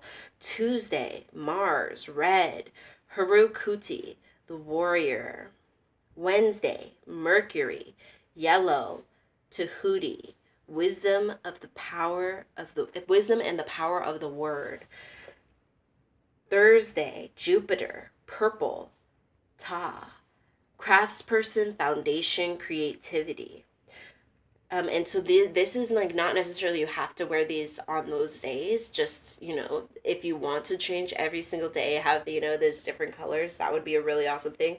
And then it's also, if you wear this color all the time, maybe understanding what principle your psyche is embodying, understand what it is you're channeling, or channel your energy into it further by intentionally wearing these colors or a specific color. Friday, Venus, green, Heteru, nurturer, divine love.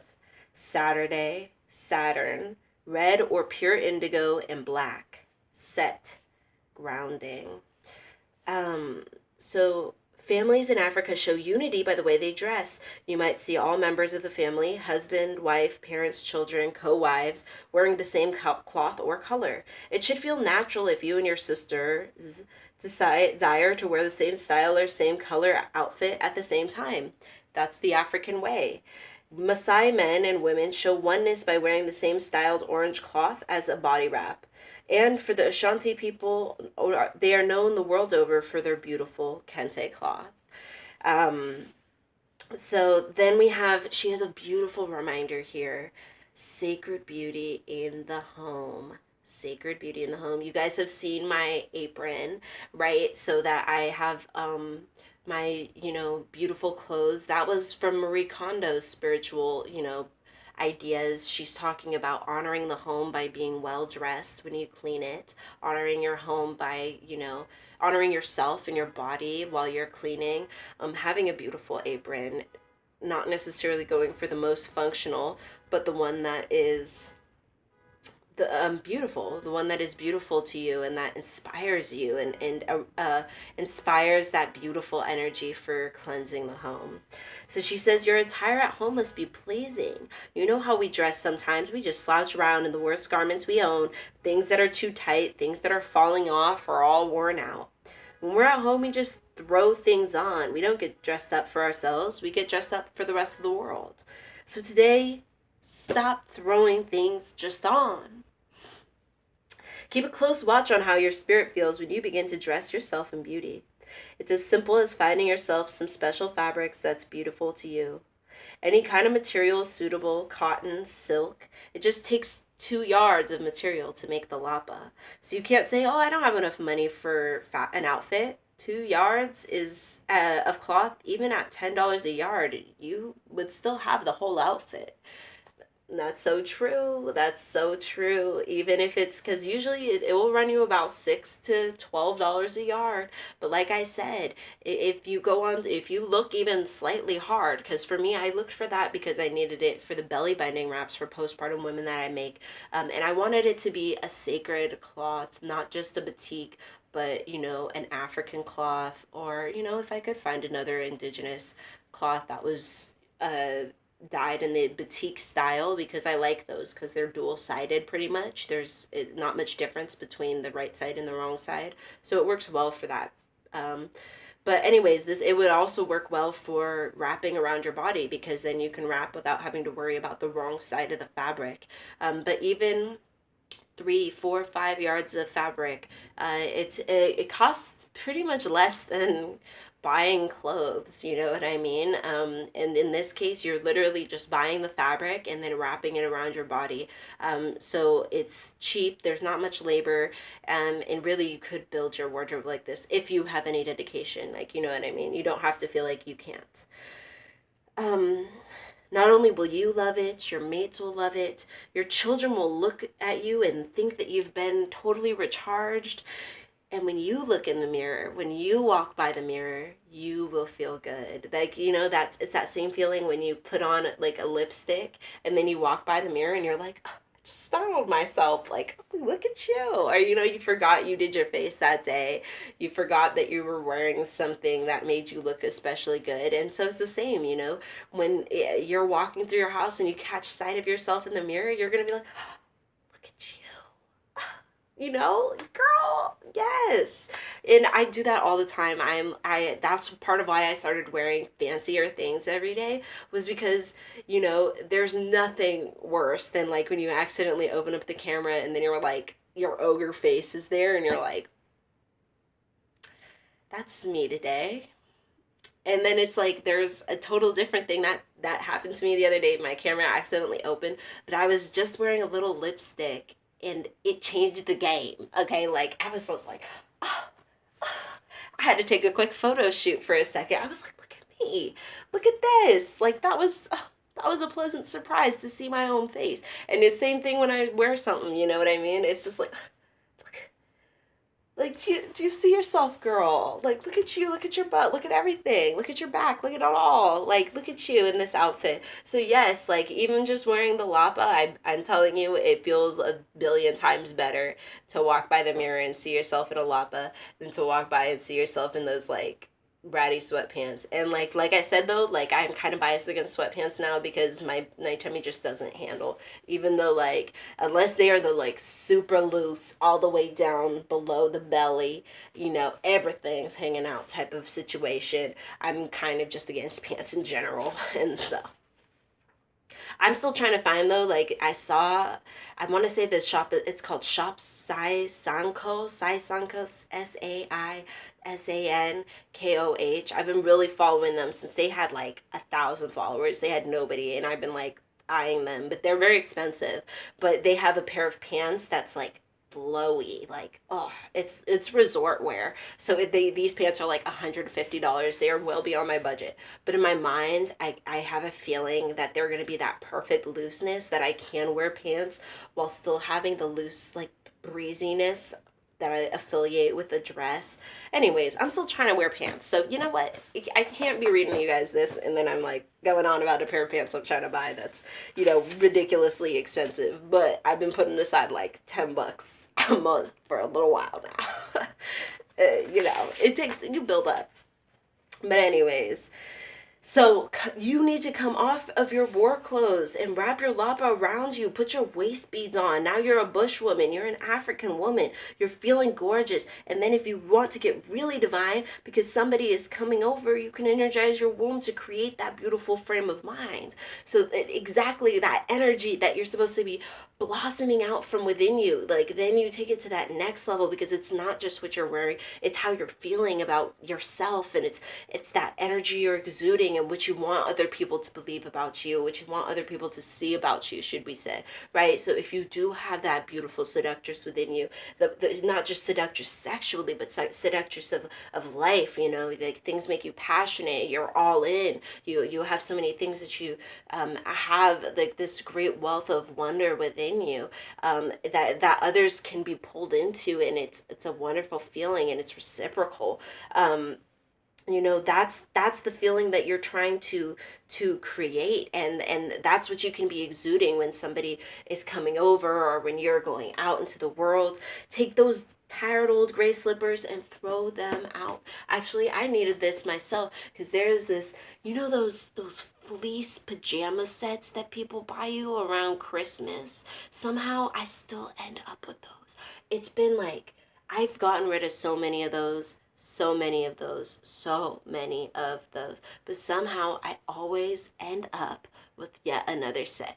And they draw me in because they don't cut anything off. They're really soft.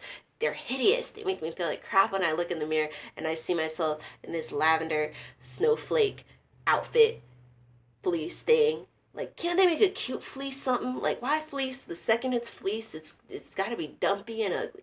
Anyways, I'm gonna throw that out. I've been going on it back and forth with myself, like, oh, I'm been so comfortable, and I always somehow drag myself into wearing them, and then I hate it when I wear it.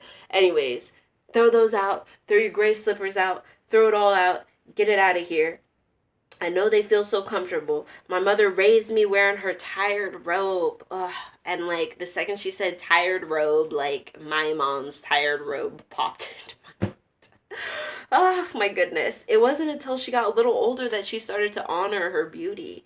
There are different times when we wake up in our lives. This is one of them. It's your beauty wake up time because you deserve that kind of beauty within and all around you. You deserve to have beautiful things around you. Don't let somebody tell you that you're so frivolous because you want something to look decent around you because it gives you joy, and you understand that, when you see that the slipper you're putting on is beautiful, I don't know, wine color, perfect color, and it's got pretty little roses on it, and it just makes you happy, right? It's that spark joy, right? That's why Marie Kondo is famous right now, because she's been telling people about exactly this, right? It's keep those things that spark joy. When it sparks joy and you're wearing it, it changes the game. It changes how you act. It changes how you feel. It changes everything. Do yourself a favor and change the game. People, try and say it doesn't matter, all these other things, but it does matter if you put that effort into making sure that things around you are things that you love. The body temple is a sacred altar. We have to honor ourselves by dressing beautifully. It's the least we can do for our sacred space, our homes, as sacred women. This is your home.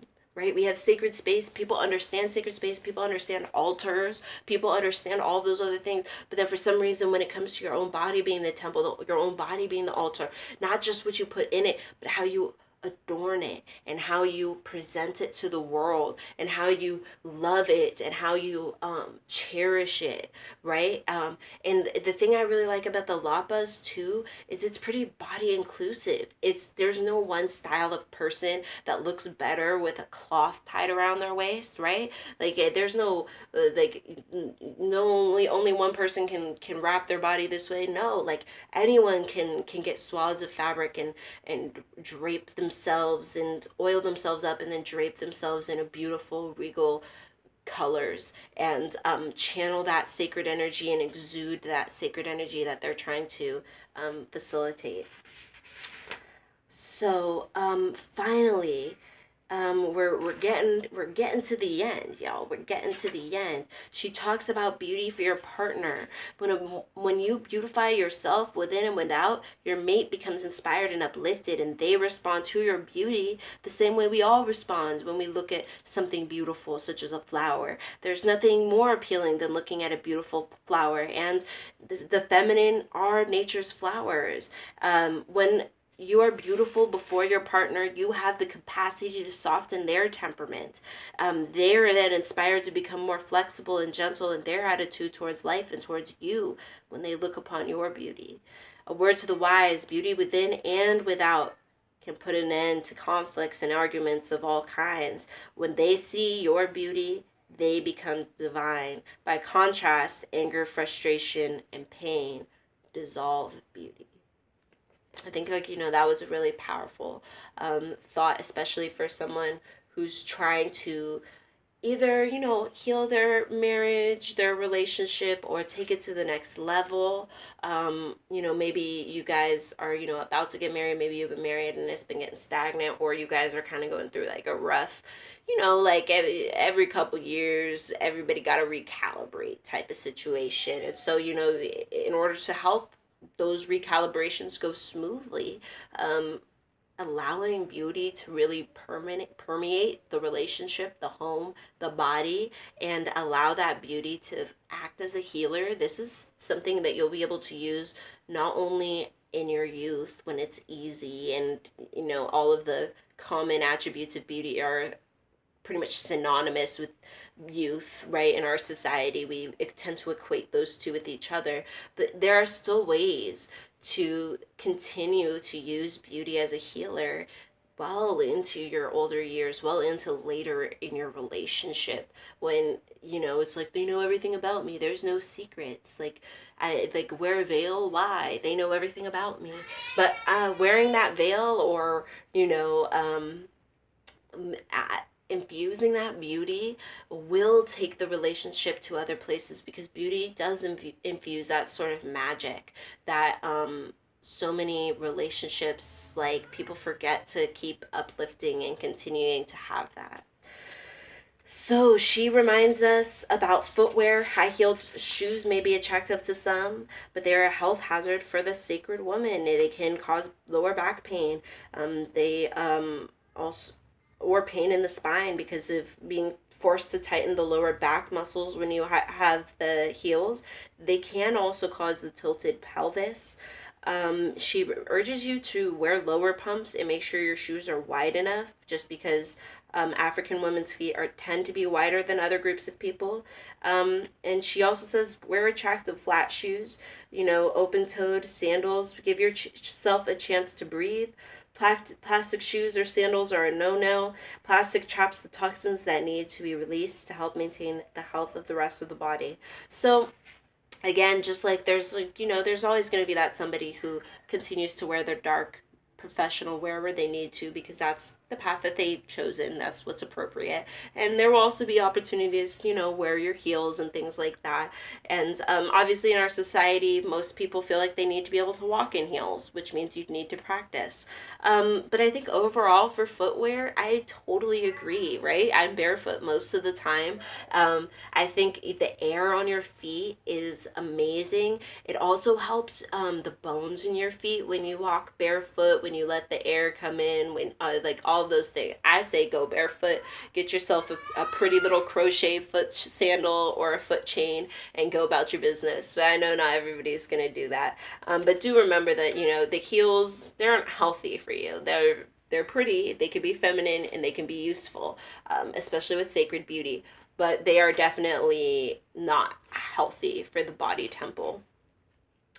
Adornments. The sacred name for jewelry, according to Huru Ankh Ra Samaj, is sas. Some women don't wear any. Some wear a few pieces. Some wear it all. When you use jewelry, it should be for beauty and for sacred purpose. For example, crystal necklaces are beautiful, but they also cleanse your energy field.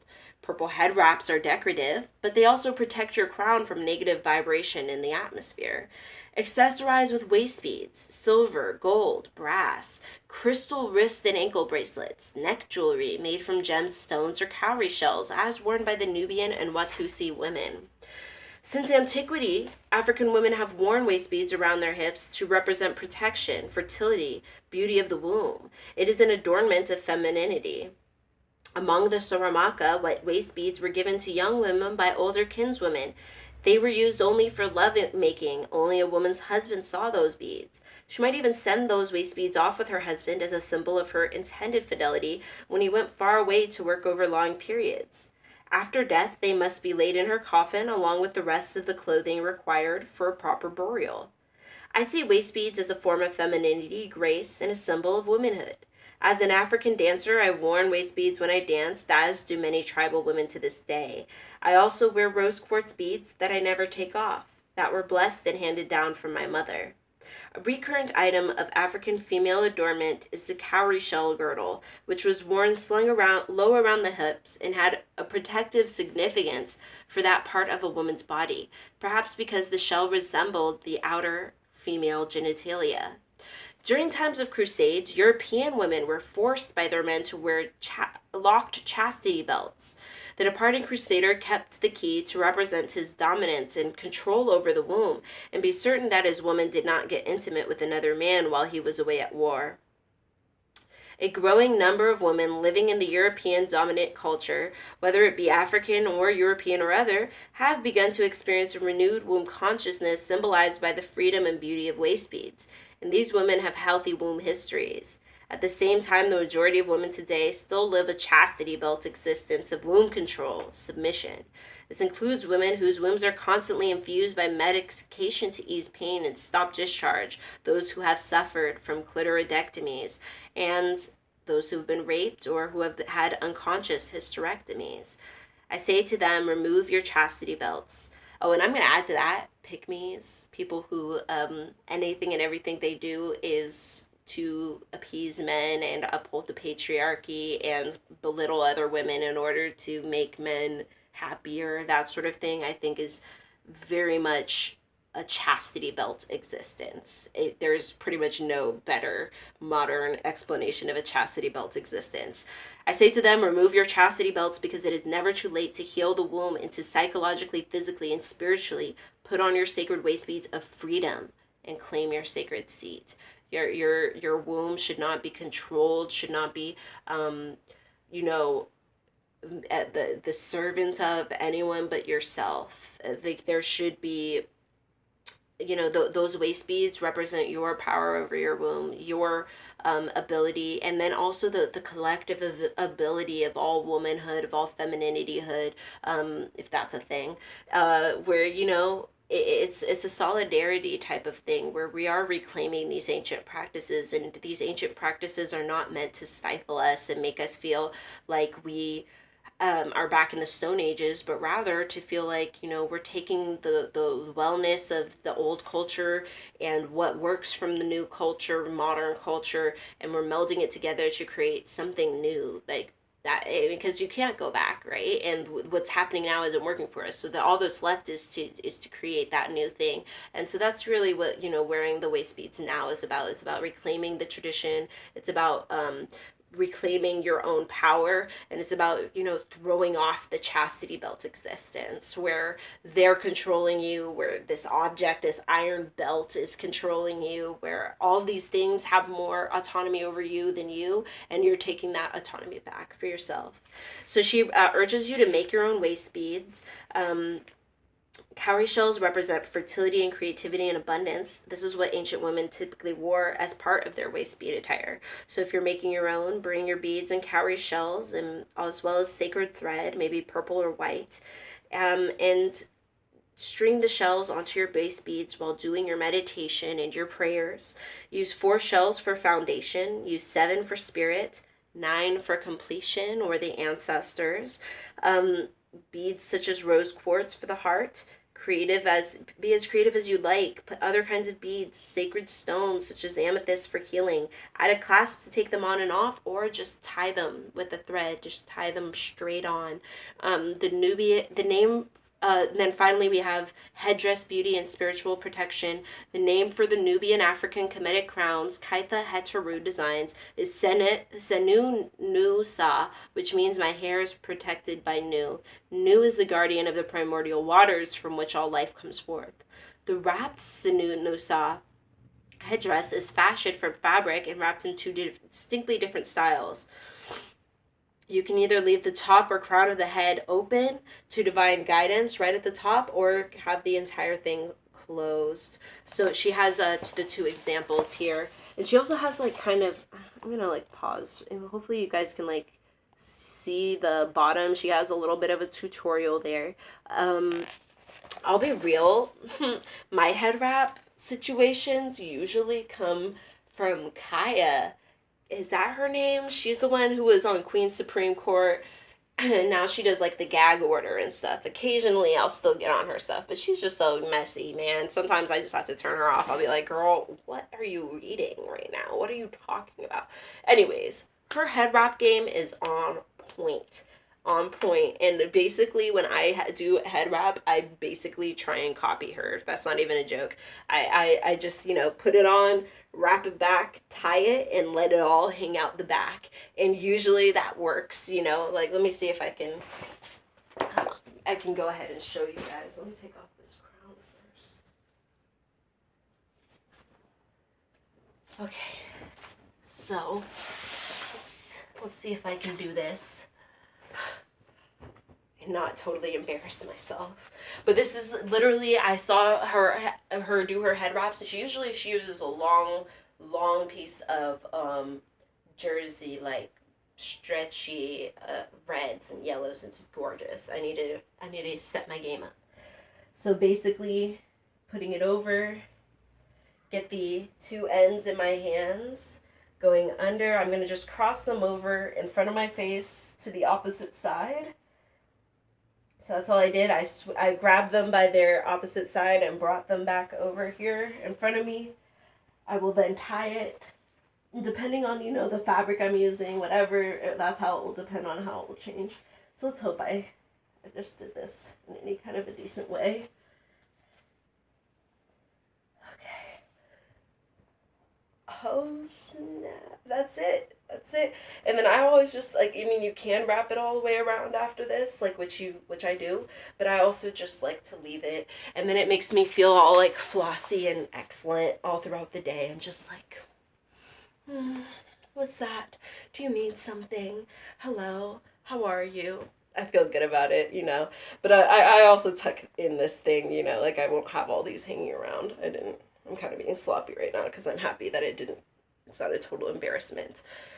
At any rate, so yeah, you wrap your head for spiritual protection, but you can also leave the top up, and just be wrapping this side all the way up the back and leave the top open for divine guidance.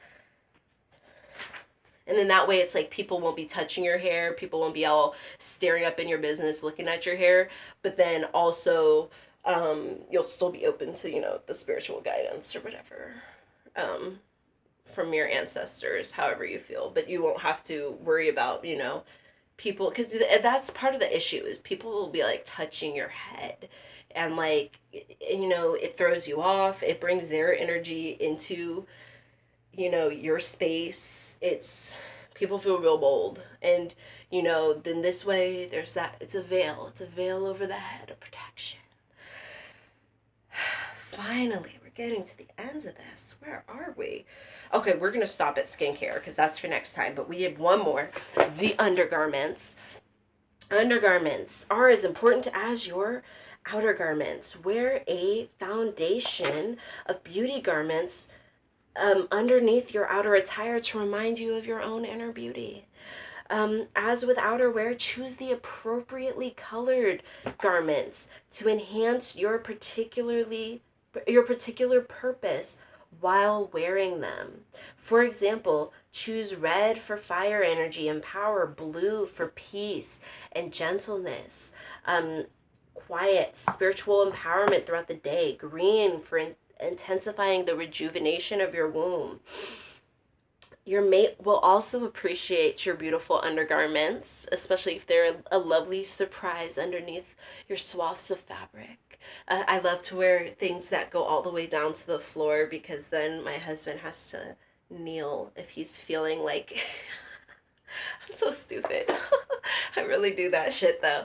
I really do wear stuff that goes all the way down to the floor basically because I'm like, if you feel like you want to see what's underneath, you're going to feel like you have to get all the way down to the flow to lift it up. So, anyways, your mate appreciates it though. Like, there's nothing more fun. It's like you're unwrapping a package, right? You get all the way up and then it's, and you even tried there. Like, look at you, all the little details. They appreciate details. Men like to the details. Like, she likes to do all these things. Men love the details.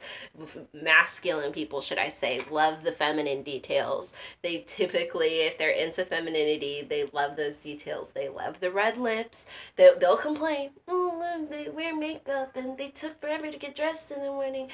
But you don't hear them complain when they've unwrapped the gift and there's like, you even tried with this, and is that a scent of peach I'm smelling, like they love those things. So I'm just gonna say it, the garments definitely, even just for yourself, like if you're somebody, hopefully if you're somebody who's trying to connect with yourself but you don't have a mate or a partner, doing that sacred undressing and seeing that little bit of red lace or that beautiful vibrant purple cotton that you purchased because you really loved the hue, that also helps you when you undress yourself. I love it. Sometimes I'm just like, girl, I could have married you, it makes me happy to see it. So choose, let's see, she also says, the color and fabrics you choose can increase passionate lovemaking or support your commitment to celibacy. The choice is yours. So, yeah, it will definitely, the power of your undergarments definitely affects you. It affects your relationships. It affects your inner self. It also can affect your own abilities to commit to your commitments, such as celibacy. Your garments should be porous and light so that your vaginal area and breasts are able to breathe. Cotton, silk, or satin for these fabrics do allow you to breathe and aid in circulation. So always make sure though it's cotton around the vagina area, the vulva area, because you definitely need cotton and can get UTIs and stuff from using non-cotton right at the crotch area. But most panties, it's like, I don't know if it's like required, most panties do have the cotton in the vagina area. But I would say for panties, everyday panties, trying to find a pretty pair of cotton panties is best, but they're pretty difficult to find pretty ones that have like a decent cut and cover the booty, all that, do your best. Tight garments around the breasts can cause discomfort or constriction, which in time can support the creation of cysts or tumors. For the breasts, I actually, if you haven't ever noticed, I never wear a bra, pretty much ever, unless I think my titties are absolutely gonna fall out and flash the world. If I don't, I just don't, and because it doesn't feel like it does anything for me except to hurt my tits. But if I do have to, when I do wear a bra, I don't usually wear a bra, but when I do wear a bra, I go for the bralettes. Always, always, no underwire, nothing. Because you can find some very cute ones. Am I doing this? Am I about to go show you my bra? Alright, I have to show you my one I have like one random bra that I absolutely adore. This one actually does have an underwire. How hilarious is that? So anyways, I usually typically buy them with no underwire, but this one I kept because it's so pretty. And it like, and this one actually doesn't hurt compared to others. I randomly had like a gift card to Victoria's Secret and had to spend that thing, you know. I was like, whatever. And I bought this off whim because I always buy bralettes, and this was all they had. And I figured I was gonna cut the wire out of it, but I just never did because I wear it so few times that it's just never affected me. But little things like this, you know what I mean? That it's stretchy, it's breathable, it's pretty. If it peeks out, you know, if somebody sees it, if I'm undressed, it's like a pretty thing to have. It makes me like look decent. So I mean, there are bralettes though that I don't have them clean and in my drawer right now.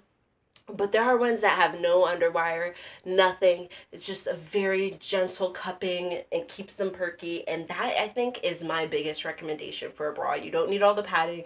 You don't really need the wire. The wire, in fact, typically hurts and usually needs to be cut out, in my experience, 99% of the time if you're not trying to hurt yourself. And basically, embrace your body, embrace your, you know, breasts. Make sure your bra is the right size. That also leads to a lot of the discomfort people feel because it's just not in the right size. So, you know, it's cutting you off right here because it's not big enough around, or it's cutting you off here or pulling you in funky because, you know, you're just not, you know, being wearing the right thing, and that affects things. That affects the comfort level of your clothes, especially bras. That's like the number one thing that it's like, if you're not wearing the right size, it's gonna not feel good. So anyways, I say go braless or use a bralette. And not, you know, it's like they look like, you don't have to get the ones that look like training bras no more, you know what I mean? You can get these cute little ones, and it will do just fine. All right, so this is all for our um, this is all for our Sacred Women Studies. This is all, like, we didn't just read like 10 pages. But we're going to go ahead and do our chop, and then I'll be letting you guys go for today. And then next week we'll talk Sacred Beauty, like topical, face, hair, using clays, using the sun, using oils, that type of thing.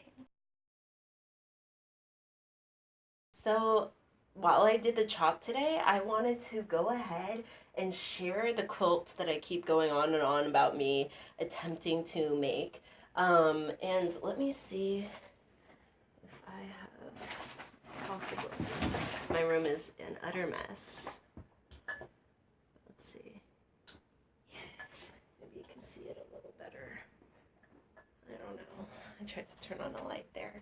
Okay, so this is the quilt that I've been trying to make that has to do with, basically, right, in the book we have this Sanab freedom quilt, and she has all these different patches you're supposed to make for each gateway. She doesn't really go on about the patches. She just says that, you know, basically you should be making a patch for each gateway and like creatively doing this yourself, either with the colors or the theme or what have you. It seemed like a lot for me, especially as somebody who, and like, I'm okay, let me just finish the sentence. So it seemed like a lot to me as somebody who does not know how to quilt, does not know how to patchwork, should I say. And so for us, I've always encouraged you guys, if you were going to do that thing, which isn't mandatory, of course, is that you can quilt, or you could just choose a project, right? Like an artistic endeavor to represent each gateway. It could be a drawing, could be, you know, sewing, could be crochet, could be pottery. I don't know. But it was supposed to be whatever spoke to you. And meanwhile, I was trying to figure it out for myself. So last year I tried to do it with clay, and then I ended up breaking all of the pieces. Like, they ended up falling, and I was like, I'm not redoing 4 gateways worth of, you know, art projects. That's ridiculous. So I gave up and just kind of let it go for last year. This year I started trying to figure out the individual quilt thing, but just with how much my schedule is taking out of me, it was just like quickly became an overwhelming task. It quickly became obvious that it was a little bit too much for me to be doing. It was just like the logistics of looking up all of these squares, trying to find squares that were decent for a beginner, trying to, it was just like, whoa, this is kind of a lot. So, I decided, or should I say, I became inspired when I was watching a video. I think I told you guys the story, and I just saw this beautiful red fabric. It was a quilt hanging up on a wall behind a woman. It was a lot smaller than this. It was just red. It was maybe half the size, and it had a black figure. And he was playing the piano, and the piano was a silhouette. Everything was silhouetted up above. There was a candle, and it was so vibrant. The red and against the black, and it was not patchwork. It was not a bunch of little pieces all sewn together. It was big pieces sewn on top of big pieces sewn on top of this, and then it created a picture out of fabric and was quilted into a blanket that they chose to hang on the wall but could be, cuddled up against.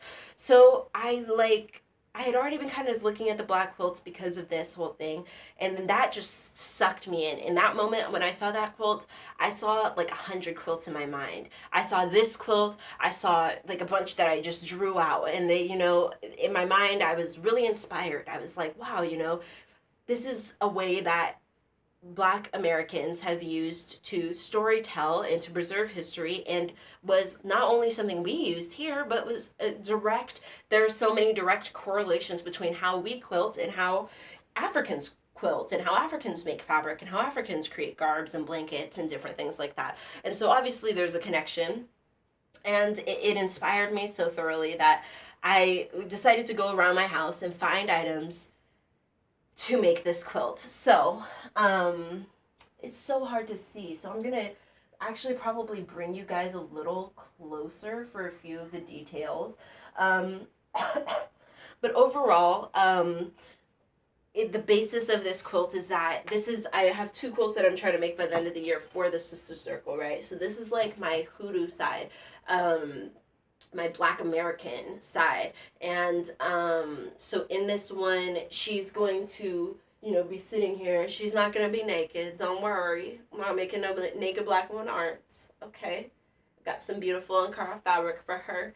I actually ordered a special one. I know I said I went around the house to find everything. So far has been things around the house that I happen to have and I cut up and use, but for her outfit, I kept being like, oh, I don't know about the Ankaras I have, I kind of wanted this, I don't know.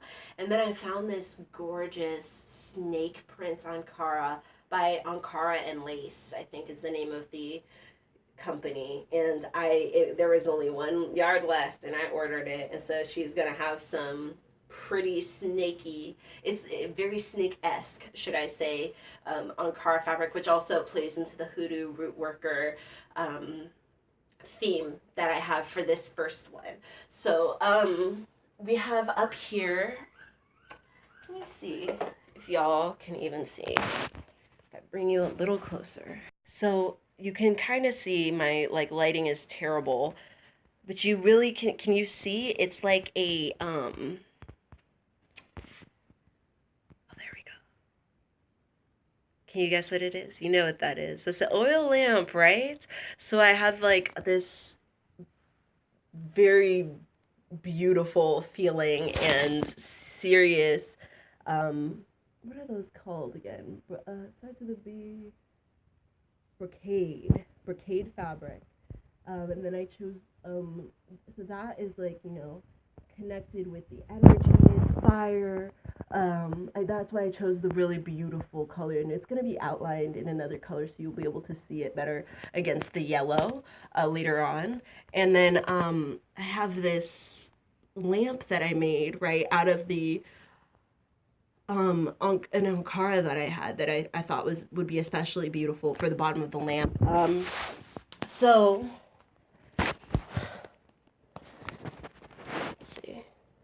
So there's gonna be more, right? Like I said, she's gonna have her outfit on. It's gonna be kind of 3-dimensional feel to it. Then I have her face is gonna be looking up towards the ancestors to the light. She's obviously gonna have a hand up towards the ancestors and the light.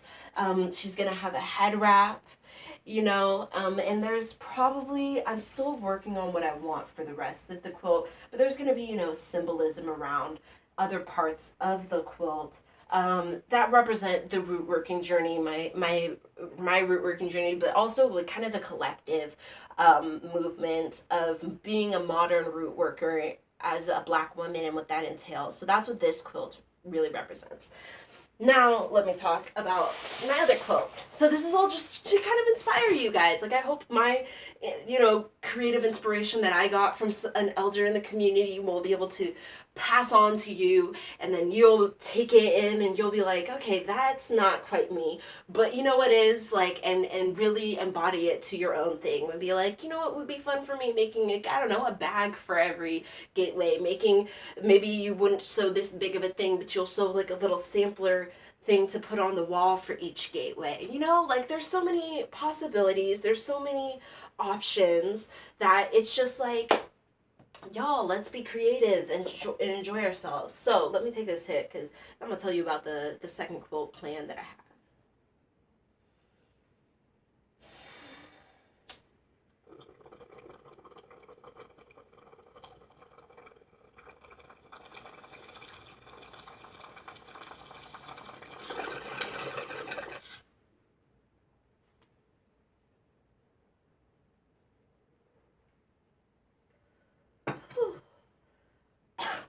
Damn, got me. Okay. So, I'm a mixed Black girl, if you haven't noticed. And in the Black community, there's been this huge urging recently, and I guess it's not recent, but my God, like, let me think. When I was a little girl, I know, like, there's an issue of like, oh, like, I'm mixed, you're not mixed, blah blah blah. Just where I was raised, like, my family, I'm like the only mixed people in my family, like me and my twin brother, and like I have one other sibling, but he didn't really live with us. So everybody I associated with family was darker skinned. Okay, so in my mind, you were Black, and like if you were something else, you were still Black, because try going to Japan and telling them you're Japanese. Try going to, El Salvador and tell them that you're Salvadoran, you know what I mean? And like, the only community that would raise you was the Black community, which is a burden, right? That was placed on the Black community, and which the Black community has taken so wholeheartedly. But when I was raised, it wasn't like, oh, because you're mixed Black, so then it's like this, that. Like, no, it was kind of just like, okay, yeah, like you get these other privileges, but at the end of the day, you still would have been a slave to and prone to some of these attacks, so you're still Black. Now the conversation shifts, right? And it's a good conversation shift. It's something that, it reminds us that there are different parts of the Black community, and that's okay. You just can't be going over to this part and taking what's good over there when you have all this what's good over here, you know what I mean? So now there's like more of an urge for, if you are mixed race Black, especially if you're lighter skin presenting, right? There are a lot of mixed race Black people who are not lighter skinned at all. They don't look mixed. But you as well should be doing this. That, we should be understanding of our cultures. We should be, interested in them. And, I spent a good portion of my life not being in any way interested in those other cultures, mostly because I just recognized the inherent anti-Blackness, and it was just kind of like, why would I even sign up for that? Why would I? Is it even worth learning Spanish? Because it seems like y'all are just gonna try and call me the N-word in another language. Like, it didn't seem worth it to me. You know what I mean? But at the same time, I understand that those bloodlines are within me, and that, it's not something to be denied. It's not something to be avoided. It's not something to wholly condemn because of anti-Blackness that has been pervasive in the Bay Area of California. You know what I mean? it is something that, I do need to address and recall and whatever. And I do think, most of what I always do will be 100% unapologetically black, because, even down to my name, the sacred bruja, witch doctor and African American culture is positive connotation. Well, I mean, if you are into root work or into hoodoo, it's more of a positive connotation. The word witch in translated in Spanish, however, is very negative connotation. Their positive term is curandera or curandero.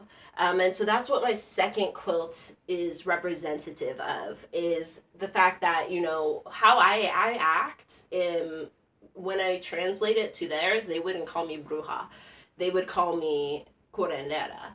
But for me, as a black woman, as somebody who saw myself as a witch before I saw myself as some sort of folk healer or as some sort of community anything, the word bruja for me, like, I prefer it. I prefer that connotation. I prefer that that I can reclaim these words, witch, bruja, that have been used to condemn people, and then reclaim it for myself and use it for myself as a mode of power. For me, that works. For other people, it's not going to work. And that's, that's how it is. So for my quilt, I'm focusing less on what they would call a bruja and more on what they would call a curadera, which would be somebody who is does folk work, does, the traditional herbs, healing, as well as spiritual work, which could be indigenous, but also could be more Catholic, Christian, Abrahamic religion-esque. And so, in that way, it's similar to hoodoo. It's all very of the people. And so my second quilt is going to focus on the outdoors more as well, nature veneration, that sort of thing. So I do have plans to do another one similar to this, wherein I'm putting big pieces of fabric onto big pieces of fabric. And, since I've started this one and I've been researching more, I've seen already where I could have probably done things a lot easier, helped myself out a little bit.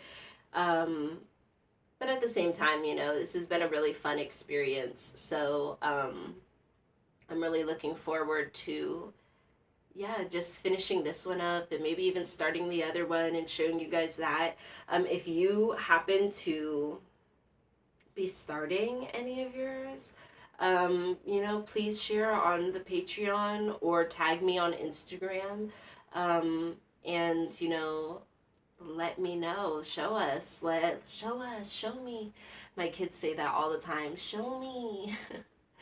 And, definitely, let's share with each other this creative, spirit. I think quilting I was really drawn to because, while I was watching those videos, I also saw a lot of information about how quilting has been such a powerful connector of Black women in the Black community. It's been something that we've used for, a long time. It was very popular with our communities straight up through the 70s. In the 80s, it's dropped off, you know what I mean? 70s, it started to drop off. 80s is definitely more or less gone, but there are still, pockets of really hardcore Black quilters, and I think, revival of some of these skills, feminine skills that we've had that are also very useful, is a really beautiful thing. And, in a way, I feel like it is juju to be like, sewing like this and, manifesting like this through sewing, and I'm hand stitching this bitch, y'all. Like, I'm hand stitching it. So it's taking me a long time, but it's so satisfying. It's so wonderful. Like, it's awesome. But yeah, you can kind of see it. I have like the hoop right here around the arm going up and around. from that elbow. I don't even know if I'm doing this. You know what I mean? Logically. I did this part up here on with the machine, but down here I was like, this is a lot of stuff. I don't know if I can do all this on the machine.